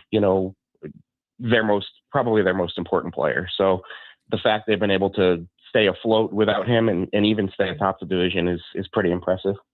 When you look at their goaltending situation, so Kochetkov sounds like he's done for the year. And, Freddie Anderson has always had some concerns about, how healthy he can be. The waiver wire pickup, Brandon Bootsy, started out unreal and, has maybe come down to earth here a little bit as of late. What do you envision in the goaltending department? Because when Freddie Anderson has played this year, Corey, he has not looked good at all. At least his numbers haven't. I don't know, maybe his environment's been that bad, but it seems odd considering the other Carolina goalies go. So what do you think they're going to do in net? Are they looking for a goalie here? I don't think so. I think they're really impressed with Brandon Bussi. Obviously, now that we're past January 1st, I think we're probably going to see a contract extension come at some point. I know the teams have had talks with each other. They're really impressed with him. And last night was important for him. I mean, he had a tough outing against Montreal. It was really the first time he's kind of shown any kind of chink in the armor, I guess. And, last night he was very good. He didn't have to be spectacular, but he was very good and kind of looked like he had before then. Now, no goalie is going to win, 95% of their games when they start, or 90% of their games when they start. So, you have to measure the expectations a little about what he's done and what he will be, but they're really impressed with him. And obviously he's got the size, and, he's just a really calm kid. As for Anderson, it's been a bit of a weird one. I don't, we went through this a couple years ago with Antti Ranta here, where the bottom just kind of fell out on his career, and that was kind of the end of it. And it was a little shocking that he, just kind of seemed to lose it. And that isn't the same feel I have here Anderson. I think, the numbers are bad. He hasn't been great, but I don't think he's been terrible in the way that, Reinfeldt really, really struggled at the end there. So they obviously have to get him, kind of going. He's got 9 games in a row without a win. That's not good, especially for a team that's, at the top of the conference. The one good thing is they came into the season with, kind of addressing the depth of the goalie situation by claiming Caden Primo, or not claiming, by trading for Caden Primo, lost him on waivers, end up claiming Bussy as a backup in case that happened. That worked out fabulously, and now they have Caden Primo again. So they do have another option, but, I think they still believe that Anderson can fill in and be that kind of that 1B type of goalie. They don't really want to run one guy into the ground. So, I think that's the hope. We'll see what happens. Obviously, losing Kochetkov hurts because he was playing pretty well, but he's been battling something all year. You guys picked up on waivers Noah Phelps, former Edmonton Oiler. How's he doing since being acquired? Yeah, he played his first game last night. He looked pretty good. Nothing spectacular or anything. Nothing stand out about his first performance, but they desperately needed a right-handed center who can win some draws, and he did that last night. Helped out on the penalty kill a bit. Another big body. He's not all that dissimilar, I would say, from Mark Jankowski, who they picked up last year at the trade deadline. So it gives you a little bit different look on that fourth line with a right-handed guy that they really, really wanted. Obviously, Jesperi Kotkaniemi's situation is still kind of in flux, and he was a scratch last night in favor of those two guys. So there's still something to be figured out there, whether there's another home for him somewhere that somebody might take a chance on him. But Noah Phelps looked he looked all right. We'll see how it goes, and I know they were grateful to have a guy with some size, and like I said, right-handed center was a big thing for them. Yeah, and so he'll play. He played like 10 minutes. I think he was like the 5th or 6th forward on the penalty kill. They actually had a lot of penalty kill minutes last night in that game. And so he is. Do you see him having a long-term opportunity there, or is it going? Obviously, it's going to matter how he plays. Is it basically going to be him battling Jankowski for the fourth line center spot? I think that's probably where this is headed because obviously they're on top of missing Slavin, they're missing Seth Jarvis, so they're missing another body up front, and Jarvis is back skating with the team, in a no contact jersey, but still inching closer to getting back. And I think that once he comes back, now things get a little more crowded back there. So it will probably be between those two guys, like you mentioned, to have a chance to make an impression. Jankowski came in last year and was lights out. I mean, he couldn't miss. I think he scored on his first 4 shots as a Hurricane or something like that, and ended up scoring a bunch of goals. And it was, the small sample size thing that everybody gets crazy about. And this year he hasn't really produced it all offensively. And, for his size, he's not particularly physical. So I think they like a little more jam back there. So I think he's got a shot to take that job away. At the same time, that's the kind of situation where I could see them looking elsewhere to kind of upgrade the forward group and maybe, push somebody down and those guys could both be, out of the mix. What did you make of the decision? I saw a lot of Canes fans very upset that Nikishin got sat out for a night. Young rookie defenseman played quite well, but hey, I've seen a lot of young guys, need a reset. What did you make of that, Corey? Yeah, I didn't have a problem with it. I mean, the fans have been kind of frothing at the mouth for him for 3 years, pretty much. So he's finally here, and the eye test on him is dazzling. He's big, he's strong, he's physical, he's got a hard shot, all of those things. He just needs to learn the finer points of, and the thing Rod Brindamore brings up the most is just you can't take a moment at the NHL level. You can't, the term he always uses, you can't exhale. And, it's not a matter of work ethic. I think it's just more a matter of understanding the level that, he's at now. And the KHL is a really good league. At the same time, if you look at the guys who lead the league in scoring in the KHL, it's often guys who couldn't get on the ice in the NHL. So I think, it's a big step up in competition, and, the language barrier has been a thing that they're trying to work through and just get him to, learn all the systems and understand everything. There was a play in the 2 games ago where clearly he made a mistake on the penalty kill when they blew the lead to Colorado. And you could see Tim Gleason, who runs the defense, he wasn't pleased with what happened there. And Brindamore mentioned it after the game that, the defense, we got some young guys who are kind of learning on the fly. And so right now they don't really have the luxury of sitting him out, I would say, with what they've been dealing with. He's played really well. He's one of the top rookies in the league, in my opinion, but they're working with him. They're trying to get him to the right place. The team has a good track record with young guys, I would say, under Brindamore, guys like Jarvis, guys like Blake. They've done a really good job with that. This is a little different. It's a young defenseman who, he's been one of the best players in his league for a few years now. And there's probably a little bit of, hey, we know you're good, but let's make sure you're NHL good. They went out and got Rantanen last year. I think everybody in Carolina knows that they would like, a big game shooter, and they went out and got Rantanen. It didn't work. Do you see them being the same aggressive leading up to the deadline this year? Is there any names you think they're targeting? I think they're going to surprise us again. That's my best guess. It seems like that's kind of what they do. That's how Eric Tulsky operates a little bit, is trying to really, surprise the league a bit. The Rantanen thing came out of nowhere last year. That was kind of a shock. And I think, you have to find the right piece. You don't just, fans want the guys who have scored 40 goals in the past and don't do it anymore, or, guys with big, albatross contracts that they think, if we had him, we're good. But, they're very, very smart with their salary cap. It's what has made, given them the flexibility to, do these moves they've done, whether it's been, having the cap space to do it, or, more importantly, being really smart with their assets and being willing to give up.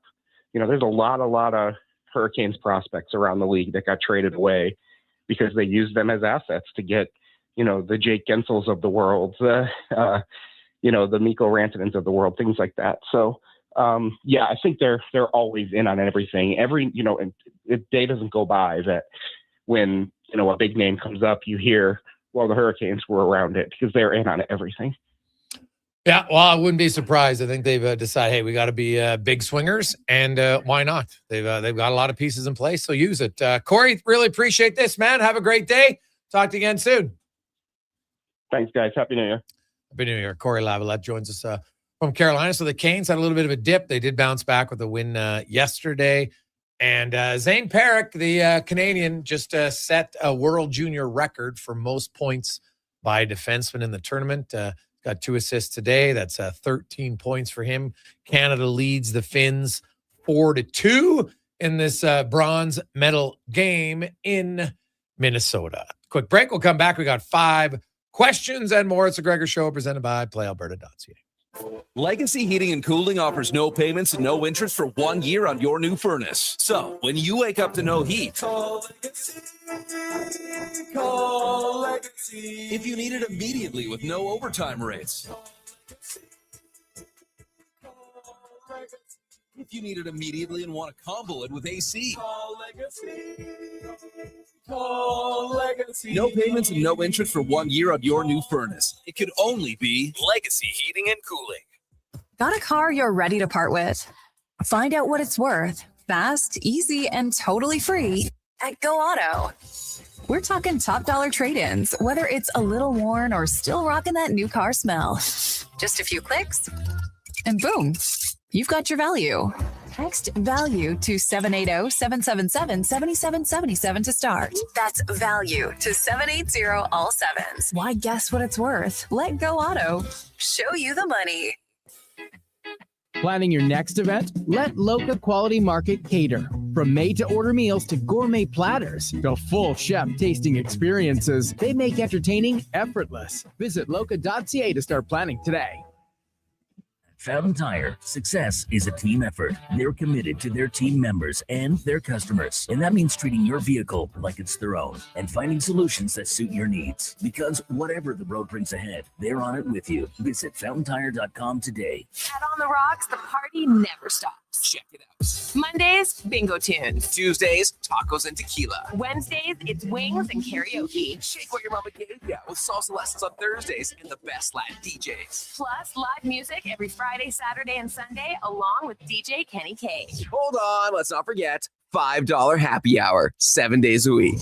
Your bar, your party. You're On the Rocks. On the Rocks. West Ave and 118th. Do you sit around at work listening to sports radio all day? That's right, my friend. There's no shame in it. It's the good life. And we're not here to snitch. Say, if your company advertised on Sports 1440, you could be the one listening for your company's ad every day. Now you've got an excuse to listen to Sports 1440 all day. It's part of the job. Sounds like someone's getting a promotion. Email Gregor at sports1440.ca and let's get to work for you. I'm getting McDonald's. You want anything? Oh, yeah. I'll get I'm obviously going to get the McVeggie, medium fries and a medium fountain drink for $9.99. It's my favorite meal and it's new. Plus, if I get that, maybe he'll want it too. And then he'll always thank me for introducing him to the McVeggie. I'll be a hero. So, McVeggie fries and drink? How'd you know? You were thinking out loud again. Get yourself a McVeggie meal for just $9.99 plus tax for a limited time only at participating McDonald's restaurants. Did you know The Brick is proudly Canadian-owned and operated? We started right here in Canada over 50 years ago. Now, our 5,000 team members are proud to be your neighbor in more than 200 communities across Canada. And we support all Canadians with a growing selection of quality-made Canadian products and manufacturers. Nobody knows more about furnishing Canadian homes at the guaranteed lowest price than us. The Brick, saving you more. Visit thebrick.com and use our store locator to find a brick store near you. You know, this year I can't decide what to work on for my New Year's resolution. See my confidence, my appearance, or my general happiness. Why not improve all three by finally addressing your hair loss? Hi, I'm Dr. Vancelia. Receding hairlines and bald spots can chip away at your self-image, make you look older, and feel unattractive. Let's discuss your options for regaining a full natural head of hair and make this the year you get your mojo back. Book a free first consultation today at drvancelia.com.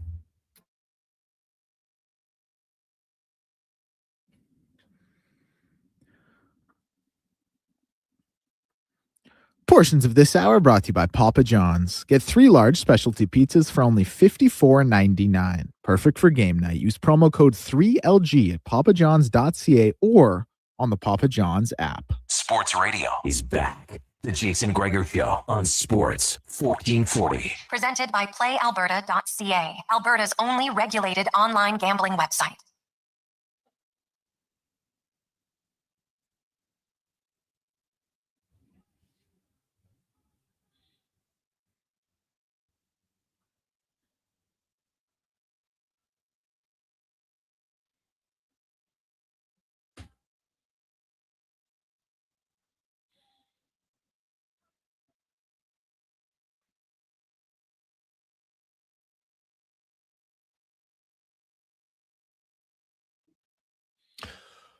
$347. Welcome back. Jason Gregor, Sean Brown, Declan Kruger, Sports 1440, sports1440.ca, YouTube, Facebook, X, and Instagram. Thanks for listening. Thanks for watching the show. We very much appreciate it. Hope you're having a fantastic Monday after, you kind of get back into the routine now. You had some time off, or maybe hopefully you had some time off, I should say. And now the kids are back in school today. Most of them rather grumpy after 2 weeks off. Some of them probably love going back, but a few of them, oh man, I don't want to go to school. Well, hey, guess what? Learn early in life. Some things you don't want to do, but when you're there, do your best and you'll be fine. Let's get to 5 questions brought to you by The Brick. Some fantastic deals to start the new year. 25% off coffee tables, 60% off clearance appliances. That's in-store only, and online or in-store. You can save up to $1,900 off sofas and sectionals at The Brick and thebrick.com. It's time for 5 questions on the Jason Gregor Show. Okay, question number 1. And you guys have actually gone in depth on this pretty well and good. And Jason, you've kind of taken the opposite stance of how I've worded the question, but I'll read it as is. I don't want to use the word fall because I think that's too harsh. But following third straight year, not competing for the gold, third straight year of losing to the Czechs, what do you attribute to, like I said, quote unquote, the fall of Canada at the World Junior Hockey Championship? Yeah, like I said earlier, I don't know if it's necessarily a fall. I think, I think Hockey Canada, I think hockey in general has come a long way. The coaching, the skill development, the people that are involved in the game. I think it's a great thing that all these countries are trying to, we're the standard. We're the standard of where everyone wants to be, and everyone's kind of, competitive and taking in as much knowledge, and there's a ton of knowledge being shared. There's a lot of people that are traveling around and sharing their experiences and trying to make, the experience for every country and player and person involved in the game better. So I think this is a great thing. I think it's going to continue. I think if you were to make maybe an adjustment, as we watched Czechia, every time they zoomed into to the goalie, you could see that was a WHL goalie, right? We're bringing players over and developing them, and then we're competing against them in these, these tournaments, and which I think is a good thing, because we want major junior. If you want it to be the best league in the world, it has to be, an opportunity for the best players all over the world to play in. So I don't look at it as a bad thing, but I think if you wanted to make an adjustment, you'd probably maybe develop less kids from other countries. Maybe, I'm not sure. I just look at it's one game you lost by goal. They're beating Finland here in the semifinal, or I guess, sorry, not the final, the bronze medal. You know what? You're scoring a penalty shot. Maybe the game is totally different. There you go. Right? Yeah. And of course, that it's two good teams. They've improved. They got a good group of players this year for them. They haven't won ever, so maybe this is the time that they do it. We'll see. They actually have won twice. We looked that up on Low Tide Show. Yeah, well, as the Czech Republic, Yes, but that was because now that was when you had Slovakia combined, right? And now Czechoslovakia is no longer. So you would have had kids from both. Now it's Slovakia and Czechia separate. Who's winning in a series? Not just, one game anybody can win, right? Yeah. Who do you well, think? I'm it would be thinking I think it'd be a really good series, but yeah, there's probably a little bias here. I'd probably lean towards Canada for sure, but yeah, I think it would be good. Question number 2. What do you mainly attribute, or what was the biggest factor in the Oilers' past 2 losses, 6-2 and 5-2, both at home, Philly and Boston? Lack of energy, lack of commitment to defending. That's what I was going to say. Just the ability to, check, right? To play, your ability to, and enthusiasm to play without the puck. It's fun, and it's exciting to play with the puck. Everyone wants, and loves playing offense, but you got to work to get the puck back. You have to be committed to it. You have to stay in the battle. It's hard. But that's just, when you watch the good teams that come here, they consistently play that way. They make it hard. They don't make it easy.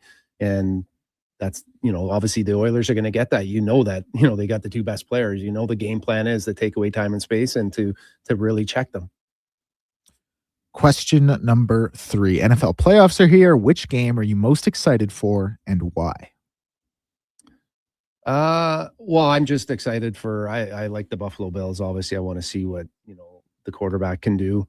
It's an exciting time with KC. I think it could possibly be their year. I think Allen's, an easy player, quarterback to root for, just the way he carries himself, obviously his skill set. So I'm going for the Bills. And if they don't make it without the Chiefs, like no Lamar, no Mahomes this year, like God, if you don't win it this year, I don't know if they'll ever win it if you're the Bills. So we'll see. But that's a good one, the Bills and the Jags. But I'm going to go with that 49ers Eagles game. And the Eagles have been such a roller coaster of looking where you're like, man, this great team. And then other weeks, you're like, God, this team even make the playoffs? And obviously they made the playoffs, but they're still the defending champs, man. You get into the postseason, and 49ers have looked really good, but you're going on the road. And that, to me, is the game to watch. What about you, Deck? Yeah, I think the game I'm most probably intrigued by, just because of the divisional aspect, is the Packers-Bears. And the Bears, like, I think they're very good. I think they're a better team than the Packers, but there's still kind of this lingering tendency that at some point they'll bear it up. Now, maybe that's not fair to what Caleb and Ben Johnson have done this year, but seeing what they'll be able to do playing a divisional opponent in Green Bay is what I'm looking at. Question number 4: which vacant NFL coaching job is the most desirable? I'll just go Vegas based on being Vegas. Vegas is probably with the weather and new building or stadium. I'll go with Vegas. Ooh, man, that is a good question. Like you're taking over bad teams, right? But like the Giants have some pieces. They actually, hopefully Struddy's not listening, but the Giants have some pieces. Even the Browns, they got another high pick. But yeah, none of them are great. I'm going quality of life. Yeah. Well, that's fair. I might like none of them, but I guess if I had to pick one, I would go Giants. And question number 5. I asked Connor this last week at the tail end of the week. Do you guys have your own worst or coldest sports take you've ever made? Oh, I'm sure I have lots, but I don't know what would be the coldest take I ever made. I remember when I was really certain Gilbert Brulé was going to be a player. Like I was big fan of him. Brulé's going to be a good player. He was not. Okay. Yeah. I mean, I think it's so hard to. I don't want to throw out names. That's not fair because. I know somebody you were talking about that you thought they were going to be really good. It's not unfair. It's just a reality. I know, but I don't want to throw out names on the air. But I mean, I've made those mistakes too, because there's no real. I got friends that are scouting, and they like to think they know, but there's no. You can take all the analytics and numbers, and you don't really know, right? You're projecting, the future, and there's so much that can change and that could happen. I guess, the one for me might be maybe Griffin Reinhardt. I know that probably is a little bit of a sore spot for some Oiler fans. I had the ability, I was helping out with the Oil Kings when he was there, and I thought big guy, there's a lot of things that natural skill and ability just for whatever reason didn't quite work out. Maybe even Curtis Lazar to a point. He's had a pretty good career. He's had a really good career, and something that he should be proud of. I thought, I never thought he was going to be an overly offensive player in the NHL, but I thought there would have been a little bit more. Well, I don't think Ottawa really handled him great early on in his career, to be honest. Like, probably my coldest take this year would be the fact that the Winnipeg Jets are a playoff team. I had the Winnipeg Jets as a playoff team and not even like a hesitation. And they're in last place. Yeah. So, yeah, that one looked pretty foolish for sure. So I'm not coming down on Curtis Lazar. I think, like you said, I mean, he's playing in the NHL and, he's obviously done well. I just thought with his skill set and the junior player he was at that time, I thought there was going to be just a little bit more, but he's turned out to be a good NHL player. Oh, sad to say, hey man, what has he played? 500 games? I think if not more, like that's a solid NHL career. Like he's not a dominant player, but there's very few dominant players. And then, hey guys, I thought Mangus Pajärvi was going to be an all-star. Was that after the preseason hat trick? Because I remember when he scored his preseason hat trick. Like there'll be a lot of people out there that were like, what about where's the Jesse Puljujarvi fan club? Right? Because I remember people, Gregor, you're an idiot. He's great. I'm like, what? And hey, I got along with Jesse, but no, his hockey sense was not. He did not think the game at the level to play at the NHL, in my opinion. And he didn't. Well, not to mention he was using a stick that was just horrifically way too long, and he couldn't handle the puck. It was a fact. Couldn't handle the puck. So, did you ever think Draisaitl was going to be a superstar? What's funny? Like when he came in, he's the third pick. I'm like, okay, good. His first year he had 50 points, and I remember thinking, okay, 50 points. But rarely do I look at guys and think, oh, this guy's going to be like, well, McDavid's maybe the one exception. Where you're like, I think this guy's going to win the scoring title. But did I think Draisaitl in his first year was going to be, a top 3 player in the league? No, I didn't. But I also rarely think that about any player because I try to have a realistic expectation of a player, right? Because you see it all the time. People like to compare them to the best case scenario. And usually that ends up being a disservice to the player because then in your mind, you're like, well, if he doesn't reach that, then he's a bust. And it's like, well, no, you can be a really good player, just not be a dominant player. Like you can't be a Hall of Famer, right? But you could still have a really good career. Like there's lots of guys who have really good careers who aren't Hall of Famers.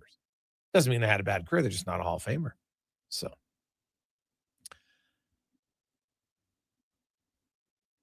Hey guys, I remember being very mad at Leon Draisaitl's $8.5 million. I thought it was a big overpay. Cool. It's true. I do remember that one. I argued with a lot of people said that's going to be a steal of a contract. So talk about the ones you get right sometimes too. So yeah, but yeah, there's been, there's lots you're going to be wrong on. If everybody was right on their take, then you either don't have many or you're super safe. You're going to be wrong on one. Oh God. Right. Like impossible. But yeah, like I thought, man, I really like how Brule played and just, unfortunate, never, could get there. I liked a lot of elements of his game. I didn't think he'd be a superstar. I just thought he'd be a longer term NHL player than he actually was. And it's too bad. Good guy. Really got along with him, but that was unfortunate for him.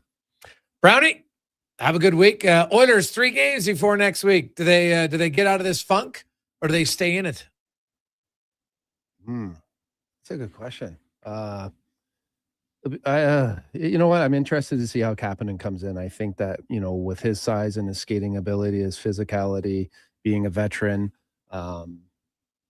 there's a chance that enthusiasm is going to be contagious. I'd like to think they're going to get out of it.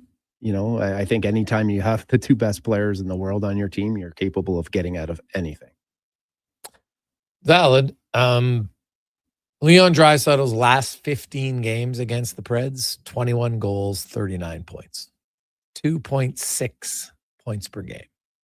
Timing couldn't be better. Yeah, if he's looking to get out of a little bit of a funk, this could be it for Leon Draisaitl. That is a ridiculous run. Like that's some people's seasons. A 20-goal season is considered a good year now in the NHL. Yeah, 21 and 15 games against the Preds dating back to 2019-20. So nuts. Let's get to Declan Kruger and a Sports 1440 update brought to you by Loca. Your next dinner is ready at Loca Quality Markets, and they make it even easier now. Go to meals.loca.ca. Select the number of chef-crafted meals you like to eat, and they'll deliver to your door every Sunday. Meals.loca.ca. This is a Sports 1440 update. World Junior Hockey Championship bronze medal game. Canada leading Finland 5-3 with about 5 to go in the second period in that one. Gold medal match will go at 6:30 between Sweden and Czechia. The Edmonton Oilers have loaned forward Quinn Hudson to the Bakersfield Condors, and in the NHL tonight there are 5 games with the action getting going at 5 between the Mammoth Rangers and the Anaheim Ducks and the Washington Capitals. Late game tonight in the league, we'll see the Minnesota Wild and the Los Angeles Kings. In the NBA, action gets going at 5 with the Knicks and Pistons in Detroit. The Raptors playing host to the Hawks at 5:30. In the late games, we'll see the Golden State Warriors in LA versus the Clippers and the Utah Jazz in Portland versus the Trailblazers. Other news around the sporting world, Jonathan Gannon has been fired by the Cardinals after going 15-36 in 3 seasons. The Raiders have fired head coach Pete Carroll, and the Browns have fired 2-time Coach of the Year Kevin Stefanski. CFL news, Riders defensive lineman Micah Johnson has retired, but will stay with the club as a defensive line coach. And the Edmonton Oil Kings announced today that they have acquired 2007-born forward Aaron Obo-Ofayo and a conditional 2029 third-round prospects draft pick from the Giants in exchange for 2008-born forward Joey Ginla and a conditional 28 third-round pick. Declan Kruger, this has been a Sports 1440 update. Sports 1440, Stingray radio station. CKJR broadcasts from West Edmonton Mall and Wetaskiwin. Download the free Stingray music app and listen wherever you go. Legacy Heating and Cooling offers no payments and no interest for 1 year on your new furnace. So, when you wake up to no heat, call Legacy. Call Legacy. If you need it immediately with no overtime rates. Call Legacy. If you need it immediately and want to combo it with AC. Call Legacy. Call Legacy. No payments and no interest for 1 year on your new furnace. It could only be Legacy Heating and Cooling. A pizza from Papa John's is already pretty great, but you know what's even better? 2 pizzas from Papa John's. For a limited time, get a medium one-topping pizza for only $6 when you order any large specialty pizza at regular menu price. Whether you're feeding your family, your team, or yourself, get your next meal from your locally owned and operated Papa John's with a $6 one-top medium when you order any large specialty at regular menu price. Better ingredients, better pizza, Papa John's. The job isn't done until the last load is hauled, and having a semi-trailer out of commission is not an option. Whether replacing or adding to your convoy, Edmonton Trailer has a huge inventory of new and used semi-trailers, trusted by the gravel, logging, oil field, fluids, and freight industries. Find a trailer right for you online or at one of their 3 locations. For sales, service, parts, rental, and finance, when you're in it for the long haul, Edmonton Trailer. The Hockey Super League is proud to launch its 9th season, delivering independent, borderless hockey. This year, over 125 teams will compete across Alberta, Saskatchewan, and for the first time ever, Colorado, USA, with showcase style action, cross-province rivalries, and a strong commitment to player development. The HSL is the premier destination for families seeking balance and athletes chasing the next level. The Hockey Super League. Hockey without limits. For athletes born in 2013 to 2018, visit hockeysuperleague.com to learn more. Exciting news from St. Albert Dodge. The all-new 2026 Jeep Gladiator Sport packages have arrived. They have a great selection and a bunch of colors to choose from. And if you've checked out the Sport, you know it comes in some fun colors. Rugged capability, practical off-road features, and you can get behind the wheel for as low as $49,900. That's right. Put yourself in a brand new Jeep Gladiator Sport for less than $50,000. What more can you ask for? Time to head up the trail and see how easy it is to do business at St. Albert Dodge. It's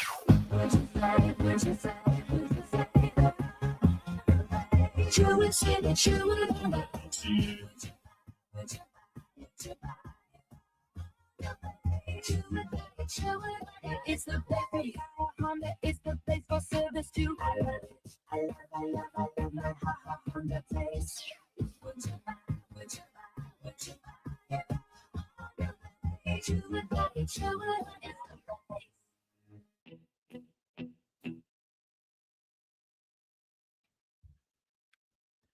Portions of this hour brought to you by Leading Edge Physio. From weekend warriors to professional athletes, kids playing soccer to grandparents in the garden, rotator cuff tears and tendonitis to post-surgical knees and hips. We fix your body. Life shouldn't hurt.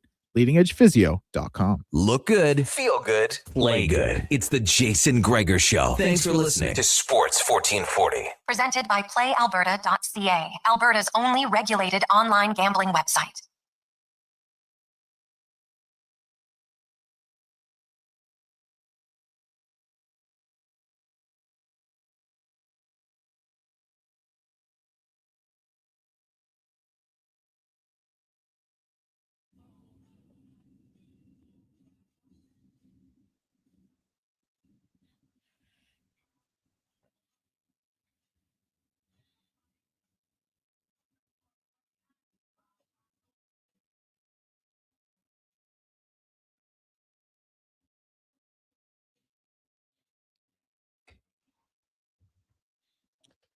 Just after 4 o'clock. Welcome back, Jason Gregor. Declan Kruger. We're on Sports 1440, sports1440.ca, YouTube, Facebook, X, and Instagram. Donovan Paulson, you can say hello to him on our YouTube or Facebook chats. Check it out. I always find it interesting. I know I see a lot of, like, people always want to blame someone. Well, Canada lost the game, and now we got to blame, like... But if you don't like the minor hockey system, then say it all the time. Don't wait for a loss to think that, oh, now we're going to talk about it. Like, hey, I know it's expensive, and I think now people have a choice. They can choose to do it. Do I think it's going to help long term? No, I don't. Right? You've had some unreal associations that they get split up, and you got kids traveling here and there. At the end of the day, there's only so many spots, and people can chase it all around they want. I don't harbor any ill will towards it. I'm always kind of curious as to why they think it's going to be better. Because if you only ever want to pay and get to pick who you play with, well, that's just not life. That's not reality. Because that's that's only going to go so long. Then what happens when all of a sudden they're stuck on a team they don't like? You think you're going to call the coach and be like, well, I don't really like Sammy playing with Peter. Could you play him with Timmy, please? Do you think that's going to work in major junior or pro hockey? It is not. Not at all. So I don't get it. I don't get it at all. But hey, you know what? People get fired up over it. They're passionate about hockey. We want to try to find a solution and blame. You know what? If we didn't have this, if somehow hockey was cheaper, we would have won that game, which I'm not really sure the correlation on that. You know, it's a guess because you're assuming some kids can't play because of it. And well, there are some kids who can't play, but does that mean those kids are automatically going to be better than the ones who were playing? That I don't know. So I think the biggest one is the minute your kids at a young age are stressed about sports, that's when the parents have to reevaluate. They're kids. It shouldn't be stressful. I love the fact some associations this year took off the online statistics because kids focus too much on their online stats more than anything else, right? It's not hugely important. You could print them off. You could put it up once every few weeks. No big deal, right? They're always going to find it. That's fine. But I also don't think it was as necessary, especially because sadly, and I'm sure there's somebody in every association, there were parents who would volunteer to work in the penalty box to be the scorekeeper so they could magically, their kid would end up with a few more points. Like, imagine that. What are you doing? What was that benefiting them? Oh, yeah. You know, little Sally here. She got the assist on that goal. Yeah, for sure. You know, that 14-year-old ref. And then, sure, they do miss some. I get it. They miss points. It's fine. But do you think they didn't miss points when there was no games online? Of course they did. It happens. It wasn't going to change anything. It's not going to suddenly, I ghosted my kids 7 assists. And by the end of the year, means they're going to go up a tier. I'm not really sure. Not really sure that is the case or not. So, Greg, do you think Canada needs a full-time GM for World Junior teams or the Olympics so there be no influence or bias? Well, who's paying for it? It's my number one question. If we're talking about cost, now you want to pay someone full-time for what? World Juniors is once a year tournament. The Olympics is once every 4 years. And I know that now you have it basically every 2 because you have the 4 nations or whatever it's going to be called the next time in 2028. But do you need someone just to pick a team? Like I've said, most of us who follow hockey be like, I think we can get the first 12 guys on the men's Canadian team would be pretty much in agreement with. Right? People would have had McDinnon. Maybe people would have had McDavid. They would have had Crosby. They would have had Makar. You know, would have had Sam Reinhart. Celebrini. I don't think it was a very hard pick this year. Going down the list. I think you can get that. Now, the last 5 or 6, that's where the debate and the discussion comes in. And there's never going to be full agreement. It's impossible. So is the job necessary? No. I think in a lot of businesses now, you get too top heavy with, we got to have a meeting so we can have a meeting to have another meeting. What are we meeting about? I'm not really sure.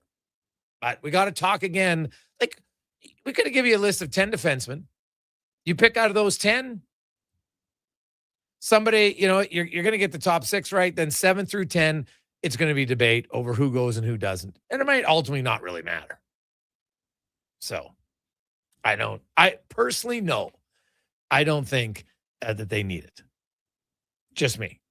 They have someone, Doug Armstrong's been the guy for a few years. And away you go. So.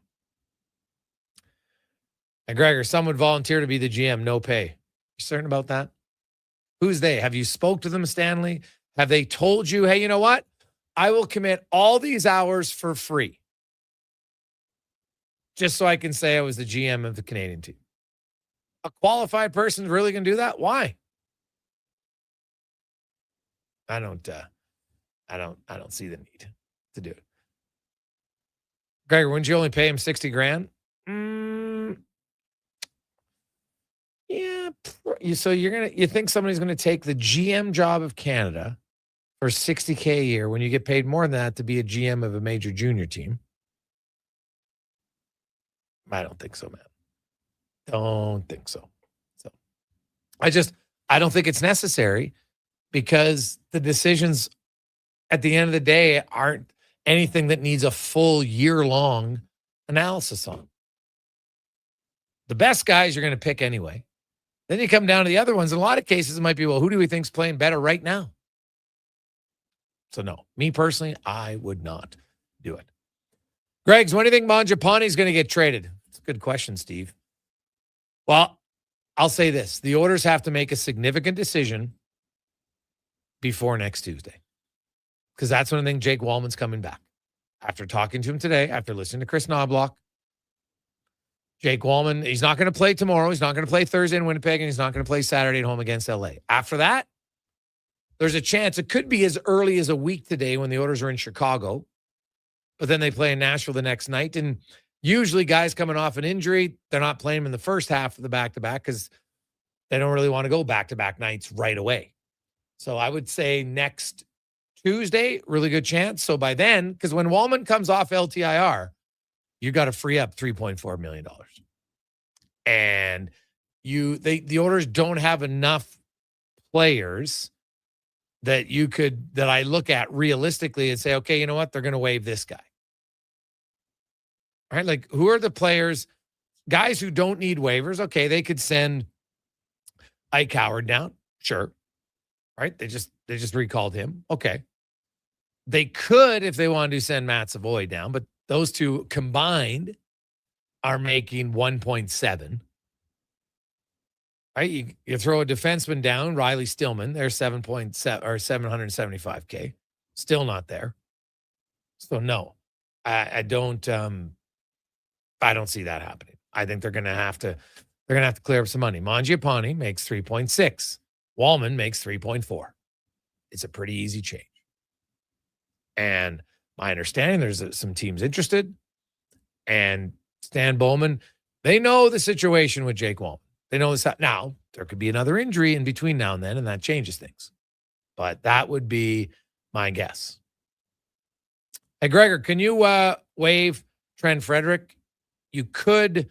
I don't like, there's still, I know that it's easy for people because you're upset and you're mad at the contract. And it's like, boom, I'm going to waive Trent Frederic, and that's going to allow me to feel better about myself because I'm frustrated, and it's going to help the Oilers. And sure, I understand all that. But first of all, you can't waive him because he has a no movement clause for the first 4 years of the deal. So it's not an option. Now, you could waive Mangiapane, but however, when you waive him, you're only freeing up $1.15 million. So that doesn't do much. It doesn't free up enough space to get Jake Wallman on. All it does is free up $1.15 million. So it would help. It would take basically a third of his contract. But Frederic, you can't waive because he has a no movement clause. Mangiapane, you could waive because he has a no trade clause. Difference in a no movement clause is you can't be put on waivers. So Frederic will not be going down. Mangiapane, I don't think they would waive him. They'll look, plus waiving him, as I said, doesn't free up enough space. They'll look to trade him, and I think he's up for it, and he is interested in, I think, finding a position where he can play more. He has this year and then next year on his deal. Andrew Mangiapane is a young player. You're thinking a little bit of career at this point if you're Andrew Mangiapane, to say, man, like, that was the reason Arvidsson asked for a trade. He's like, you know what? It didn't work out here. I don't want to come back to Edmonton and have the same thing happen where I'm not going to play. It's not, and sometimes it's just not a fit. And now that happens again. What does my next contract look like? Maybe I'm a league minimum player. And so the players believe in himself. Like, Mangiapane is like, I can score 17 goals. I can score 18 goals. I got to get an opportunity. So it's not working out in Edmonton. And that's why I think he would agree to a trade, almost regardless of which team he's going to at this point, because he's going to want to go to a team where he looks and says, hey, and it's not like Colorado or any of the top teams are going to be trading for him, right? So that's kind of how I view it. Hey, Gregor, could they not retroactive Jari to LTIR? Well, Dean, that's what I think they're going to have to do just to get Kapanen on. Right? Because if you look right now, the Oilers have about $320,000 in cap space. And if you put Lane Hudson down, combined with that, it comes to just around 1.2. Well, Kapanen's a $1.3 million cap it. So you don't have enough cap space just to do a Hudson down and a Kapanen on. So they could do Jari retroactive, yes. And that would allow them to move Kapanen. And then, in theory, because of Jari's he's at 5.75, that you could have it. So that would extend it past the week. So you're right. It would extend it past the week. But just to get Kapanen on, that won't work. They'll probably have to put Jari on LTIR retroactive to when he was injured. So it doesn't, that's just a paper shuffle for your team. You don't put guys on LTIR right away if you're like, he might be back before the 10 games or 24 days. But now they know that's not going to happen. So you can do it. Hey, Gregor, would Mangiapane be traded for a pick?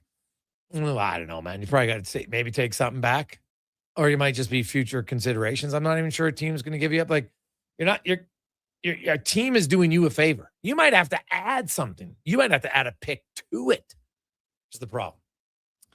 Gregor, what's with all the guys getting no movement clauses, no trade clauses? Well, that's what happens when you sign free agents. Right? Guys who've been in the league for that many years, that's part of the negotiation. And so if you feel like, you know what, we believe in the player, then you're not worried about the no trade. Like, look at Andrew Mangiapane. So he has a no trade clause. All that does is give him a little bit of comfort in knowing they can't just trade me without me agreeing to it. That's all. Right? Trent Frederic signs an 8-year deal. You give him a no movement clause for the first 4 years of the deal, because when you're signing him for 8 years, you're not thinking about trading him. Right? Trent Frederic has not worked out for 42 games. It doesn't mean that he can't bounce back next year. And he might not. Right? Maybe he'll be the David Clarkson, although he got hurt. But I just don't think, like, Frederic right now, I don't think has any confidence. It's painfully obvious. Right? But the Oilers aren't the only team. I'll go through the list during the break, but the Oilers aren't the only team who have guys on no movement clauses here. There's lots of them around the NHL, especially when you sign free agents. That's the part of it. The player's like, yeah, I'll sign there, but I want a little security. Okay. Some of them might even take an extra or less $100K, $200K just to get the no movement clause. It happens. And if Mangiapane gets traded, it reaffirms my belief that all the no movement clause or the no trade clause does is give the player a little bit of say. If you really want to trade a guy, like really want to trade him, it happens. Right? And there's some guys who ask for trades and never get traded too. It works both ways. Like, don't kid yourself. There's been lots of players who have asked for trades, and the team was like, okay, but we're not trading you. And you know what? Then things kind of sorted themselves out. And player lasts another year and a half on the team. That happens both ways. But hey, would I like a rule in place where each team had a limited number of no movement clauses, no trade clauses? Yes. Do I ever think the owners would fight for that in a collective bargaining agreement? Unlikely. Like, to say, oh, this is something we like. This is the hill we're going to die on. Because they'll say, no, we just won't hand them out. And then they always do. But I don't think they would ever get to that point where they would want to limit them that much. Quick break. When we come back, Dave McCarthy from SiriusXM will join us. We got Cam Tate, the 2-Minute Warning and more on the Gregor Show, presented by PlayAlberta.ca. A pizza from Papa John's is already pretty great, but you know what's even better? 2 pizzas from Papa John's. For a limited time, get a medium 1-topping pizza for only $6 when you order any large specialty pizza at regular menu price. Whether you're feeding your family, your team, or yourself, get your next meal from your locally owned and operated Papa John's with a $6 1-top medium when you order any large specialty at regular menu price. Better ingredients, better pizza, Papa John's. Across the province, Albertans are taking their shot on Play Alberta. With casino winners every hour, jackpots worth millions, and revenue that stays in the province, there's never been a better time to sign up. Right now, our listeners can score a $50 free bet. when they make a minimum $50 deposit with code Gregor50. That's code Gregor50 for a $50 free bet. Start playing with your game sense today to find out if you're Alberta's next winner. Action Electrical's projects team takes the field, folks, ready to execute the entire play for new commercial builds. Absolutely. They're masters of design build, sketching strategy from initial blueprints to core electrical infrastructure. The team never misses on complex projects. Known for handling big league constructions and major renovations, ensuring flawless execution, hire the Action Electrical team to bring home a win for your project. Visit actionelectrical.net. Looking for the perfect gift? Give the gift of great taste with a Loca Quality Market gift card. Redeemable at any Loca Quality Market or Loca operated restaurant. It's a treat for food lovers. Ready anytime. Grab yours today at loca.ca. Come for Canada's largest trade shows, the biggest names in entertainment, exhilarating sporting events, and more. And stay for the experience at the Edmonton Expo Centre. Looking for the perfect place to host your next big event? From trade shows to galas, meetings, and concerts, the Edmonton Expo Centre has the space, event expertise, and service to make your next event unforgettable. With over 522,000 square feet of flexible event space, in-house catering, and operational expertise, they bring your biggest vision to life. Learn more at edmontonexpocentre.com today.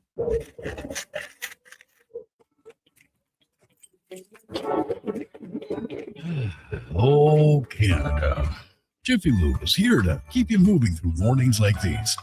Full synthetic oil changes, quality Pennzoil products, tire checks, battery tests, and everything else your car needs to get through our winters. Stop by Jiffy Lube for fast, easy, warranty-approved service. No appointment, no hassle. Just dependable service right when you need it. Jiffy Lube, keeping you moving through this.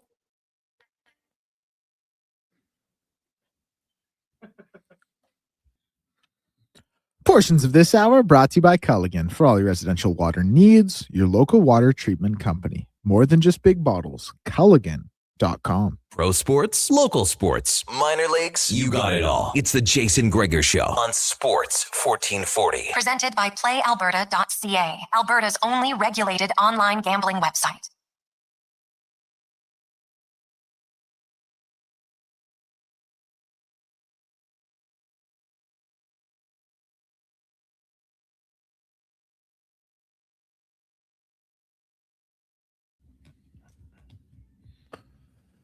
For 25.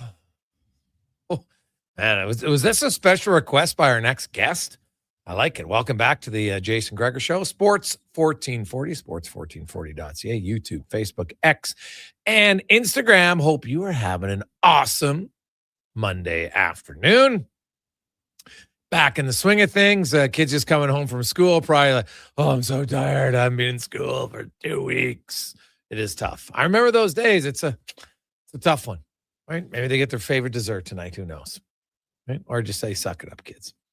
Either way, should be fun. World Juniors, Canada trying to salt this game away in the third period as they lead Finland. Coming up, Sweden versus Czechia for the gold medal. Czechia has not won the gold medal since 2001. They actually won back-to-back in 2000 and 2001. And if Canada holds on, both years that Czechia won, Canada had the bronze. Both years. They beat Russia in 2000, then they beat Finland in 2001. Did Czechia, the Swedes, have not won gold since 2012. Canada also had the bronze medal that year. So somebody, whoever wins, will say, oh, Canada, guess what? That's why we won, because they were third. Czechia's on a little bit of a run here, though. They finished silver medal in 2023, bronze in 24 and 25, and now they're either going to get gold or silver again. So they will be the only country who medals 4 years in a row right now. So a little bit of a run for Czechia. Nice. And for Canada, this they'd like to hold on to it because they did not get medals in each of the last 2 years after prior winning 4 of the previous 6 gold medals. So will Canada be good again next year? Yeah, they will be. And some of you might be watching it live in Edmonton and Red Deer as the games will be here. Now, let's go in the room, brought to you by Action Electrical, where 53 years in business, they have become the most diversified electrical contractor in Alberta. 4 divisions and projects, solar, testing, and service. ActionElectrical.net. Dave McCarthy from Sirius XM joins us for the first time in 2026. Davey, how you doing? Oh, good, Jason. What's going on, buddy? Hey, there's lots, man. Lots happening. Hey, man, I love sports. So NFL playoffs, I can't wait. You got the World Juniors going on right now. You have the NHL. We're officially into the second half of the season. And if I had to say, okay, Dave, you get one pick as your biggest positive surprise of the first half, and then your biggest negative surprise of the first half. Does it have to be a team, or can it be something? Both. It can be whichever one. Yeah, okay. So biggest negative surprise, without question, is the Winnipeg Jets. I didn't expect them to be the worst team in the league as we enter the second half of the season. That to me is shocking, but I think what it has shown you is that Nikolai Ehlers meant a little bit more to that roster than maybe everybody, including management, thought. Now, Ehlers did want to move on, and I think he handled it just about as well as he could have. There's always hurt feelings in situations like that, but what it did was it gave them some depth when it came to offense. It insulated Cole Perfetti a little bit, who has not had a very good year this year. And they've struggled to score really outside of Scheifele, Connor, and Velarde. After that, like, their production just falls off the map. So you take one guy off, it shouldn't crater the team the way it has, but that's obviously a part of it. It's not the only reason, but they have not played well at all, and I'm shocked to see them in that position. Most impressive surprise through the first half, probably the Pittsburgh Penguins, quite honestly. I did not think we'd be entering the second half of the season with the Penguins in a playoff position, let alone the fact that Evgeny Malkin has been out of the lineup for some time here recently.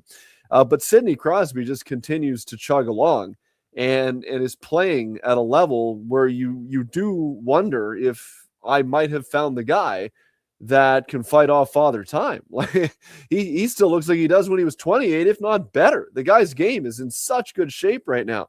So, yeah, I'm shocked. I really am. I did not see that at all. I thought they'd be at the bottom of the standings. I really did. Yeah.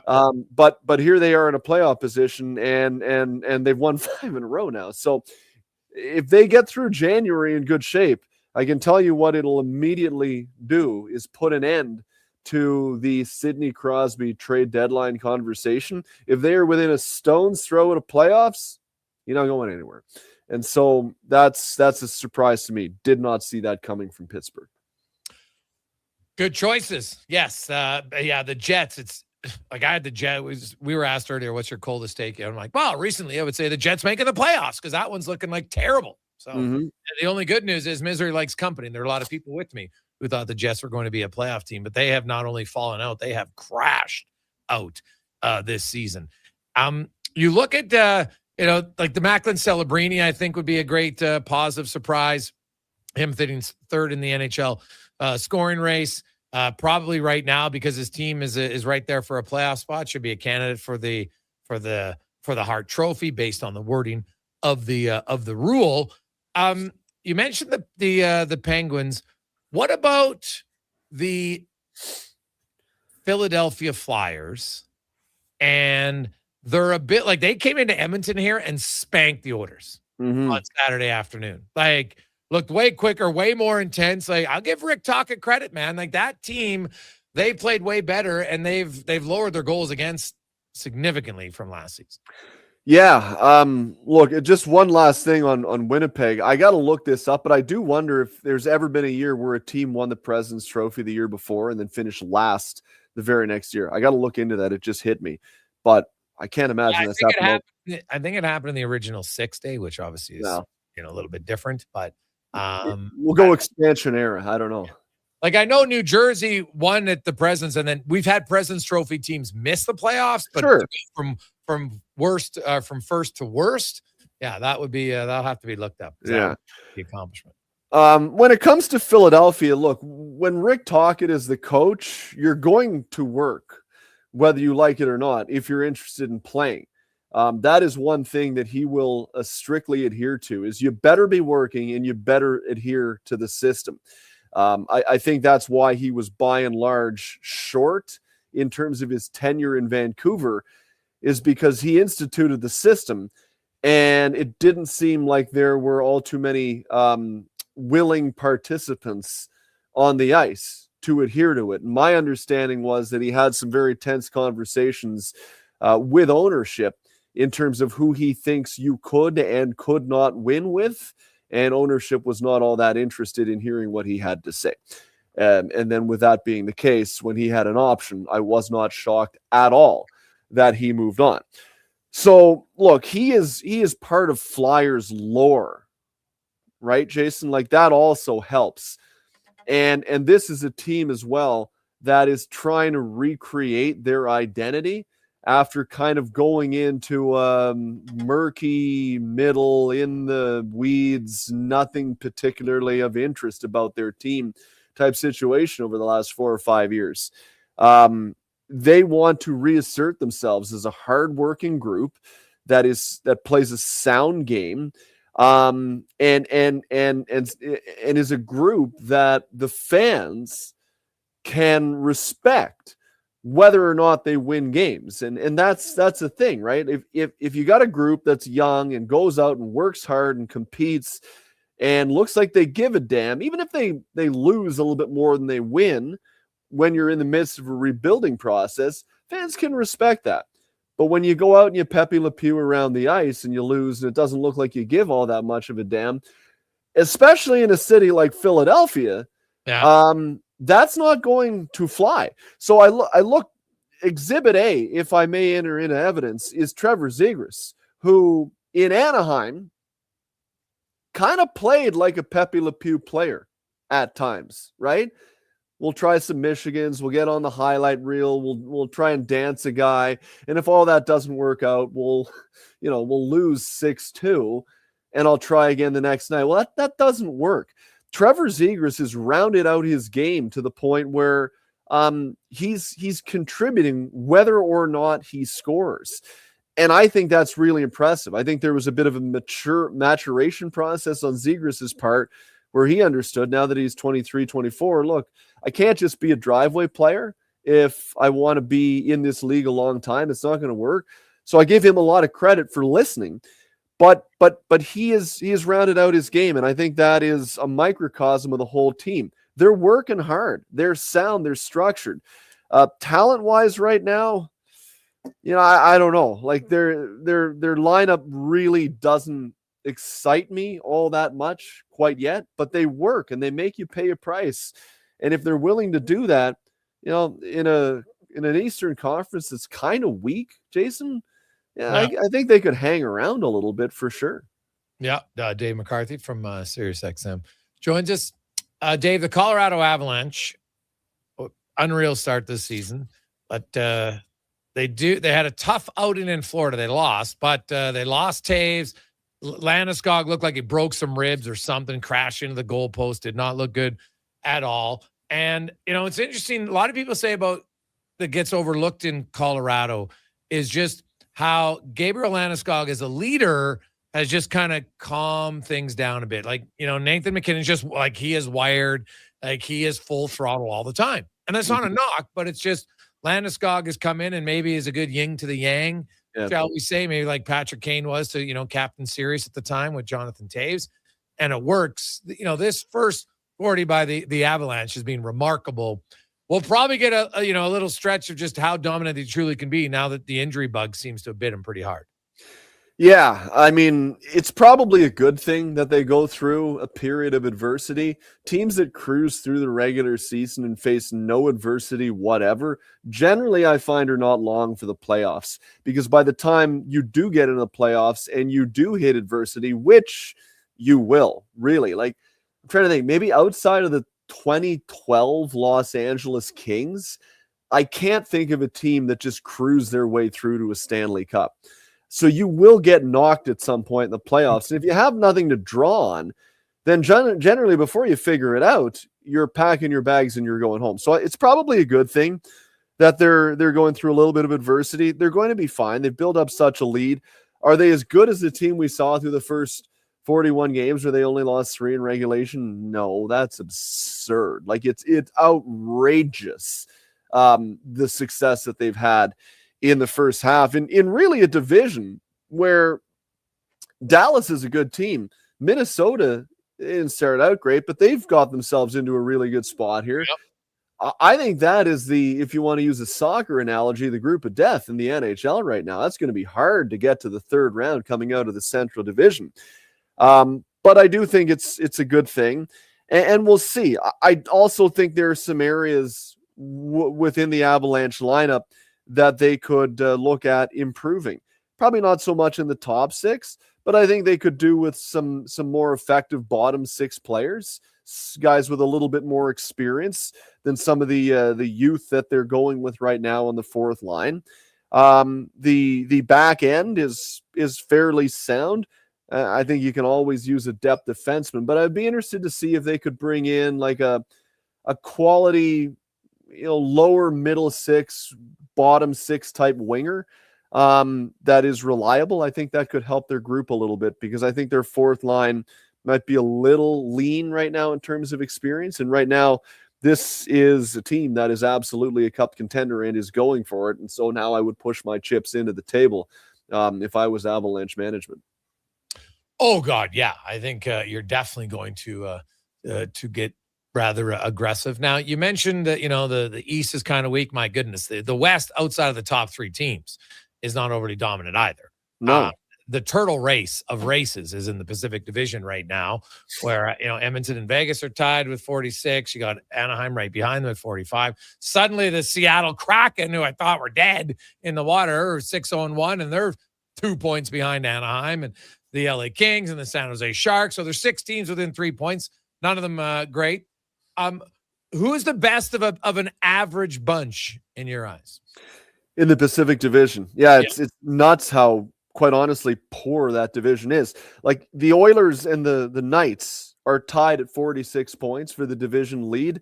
The Toronto Maple Leafs, who are dead last in the Atlantic Division right now, but also not far from a playoff spot themselves. It's such a weird year. Have 45 points. Yeah. Like they'd be one back in the division lead. So I can't think of a year like this where so many teams are still in the mix. And what was it, 2 or 3 weeks ago, you and I both agreed that the West is kind of sorting itself out and we're seeing some stuff. Like that's gone away now. Yeah. Calgary's right there. They're 3 points out. So you got Calgary, Chicago, Utah, St. Louis, Nashville. Who would have thought Nashville? San Jose within 3 points of a playoff spot. Like Vegas leads the division. They've lost 23 of their 40 games. Now 12 have been in overtime, but they've gone 17-23, if you will, through 40. That's not great. Look, Vegas and Edmonton, I still think are locks. Is that too strong a word to use? But I think they'll be there by the time it's all said and done. Beyond that, like Anaheim got off to a really good start. They've kind of gone through some adversity now. They've got so much youth. Now they have brought in veterans in the offseason like Chris Kreider and Jacob Trouba that should help protect that youth a little bit and lend some experience to a time now where they're going through a bit of a period of adversity, but they're still so unproven. So I can't really rely on them. I think I would probably say LA just because they've got a more veteran group. They're going to want to make the play. They're not going to want to let Ozzy Kopitar down in his final season as he approaches retirement that he announced in the off season. They've got a good mix of youth and talent as well. So I think they should be my third team. And my goodness, wouldn't that be interesting? Because if they do finish third, which is not entirely out of the realm of possibility, they're only 2 points back of Anaheim right now. That would, if the playoffs were to start soon, lead to yet another Oilers-Kings matchup in the first round, which I know folks in Edmonton would love. LA, not so much. But yeah, like I think Vegas, Edmonton, LA are my top three. And then we'll see what happens with Anaheim and San Jose and Seattle. I don't think Seattle can score enough. I'm shocked that they've played themselves back into the playoffs, but I just don't see them being able to sustain it. I think Vegas, Edmonton, LA are my top three in the Pacific. Okay. Dave McCarthy from Sirius XM joins us. Davey, what did you make of the kind of like the sucker punch weekend we saw in the NHL as McCarron pops Tkachuk? And then you had Beecher popping McCarron, and then Stanley popping Tkachuk. Very different situations, in the sense like Beecher, like it looked like it was done. The linesman get in there, and then boom, he pops him. Whereas I thought Logan Stanley was like, you know what, Tkachuk, we're kind of engaged. I think I'm going to throw before he throws to me. Still clearly hit him when he wasn't looking. I get all that, but. What did you make of that, and what do you think comes about it, if anything, in the rematch when these teams meet next? Oh, I think there will be something in the rematch for sure. Those type of things breed responses, especially when Brady Tkachuk is on the wrong end of it. Look, I'm never against anything that builds rivalries and builds a little bit of animosity. Like I love the fact that Florida and Tampa Bay cannot stand each other. So I'm not against that per se, but I also think as the league, you have to make sure you make clear that sucker punching guys is not something that is going to be tolerated. So I do think that's an action that should be suspended because it's not 1978 anymore, right? Like you can't just run around sucker punching people. Now, Brady, a guy who yaps all the time and is always in the mix, like one of these days, that's the risk you run, right?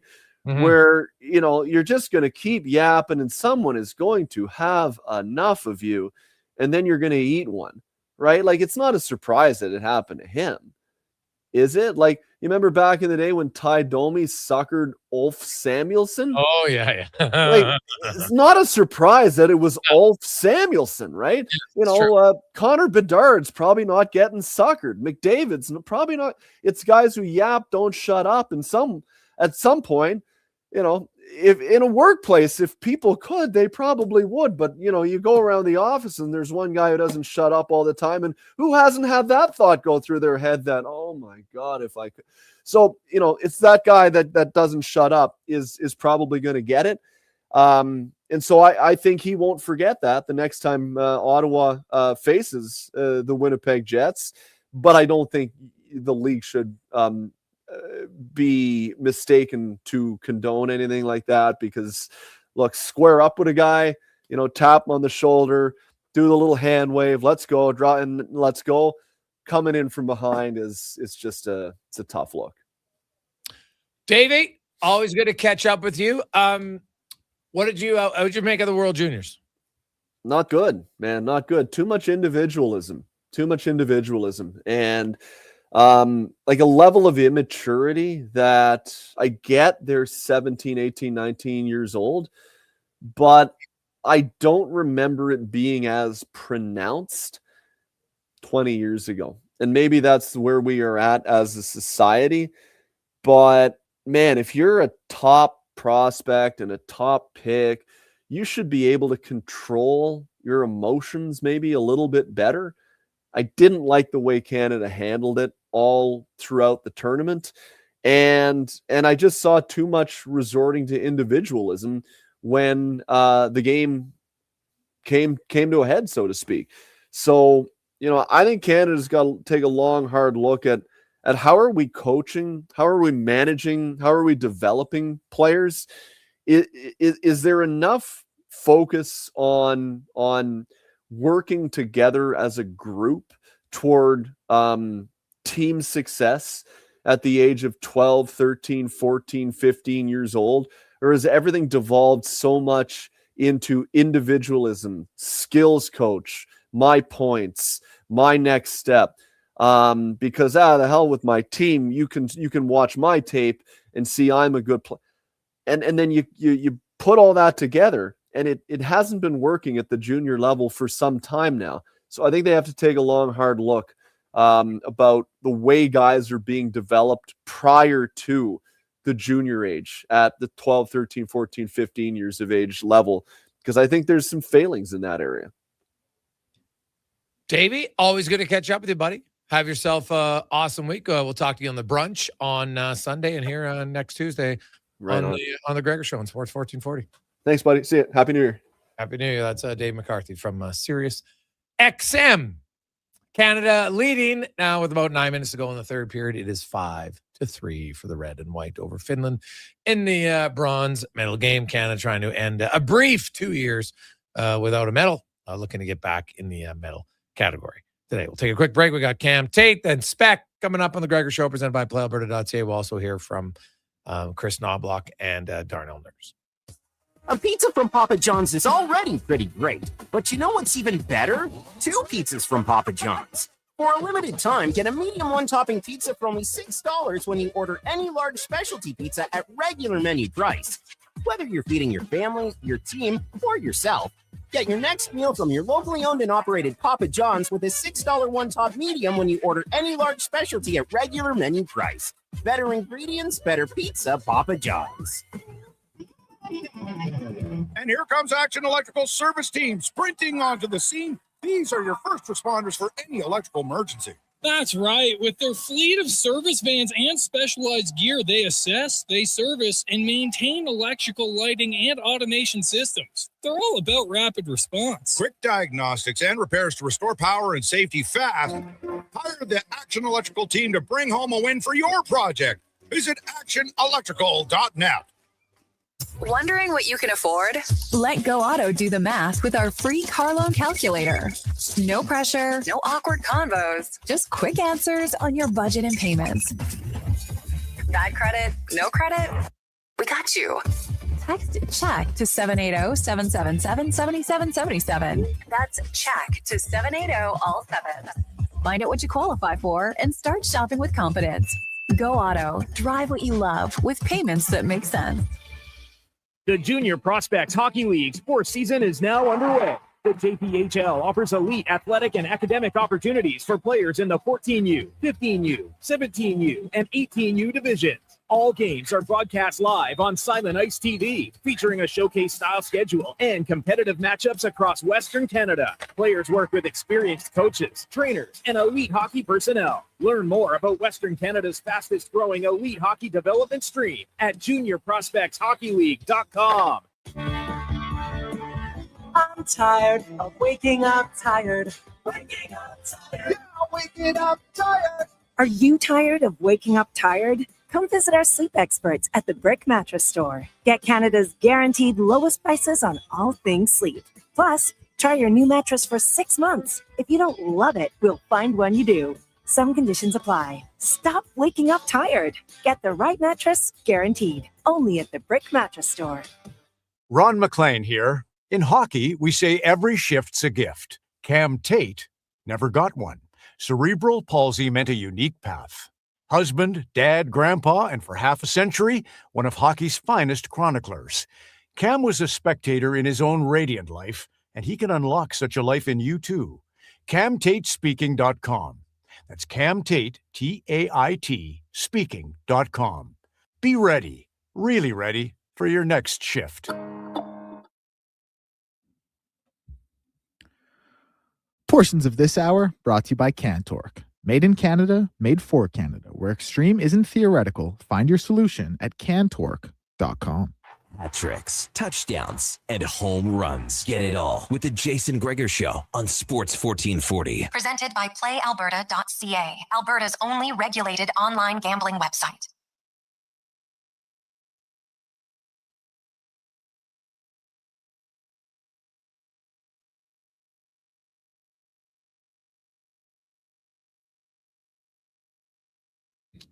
.452, welcome back, Gregor. Declan Kruger here, Sports 1440, sports1440.ca, YouTube, Facebook, X, and Instagram.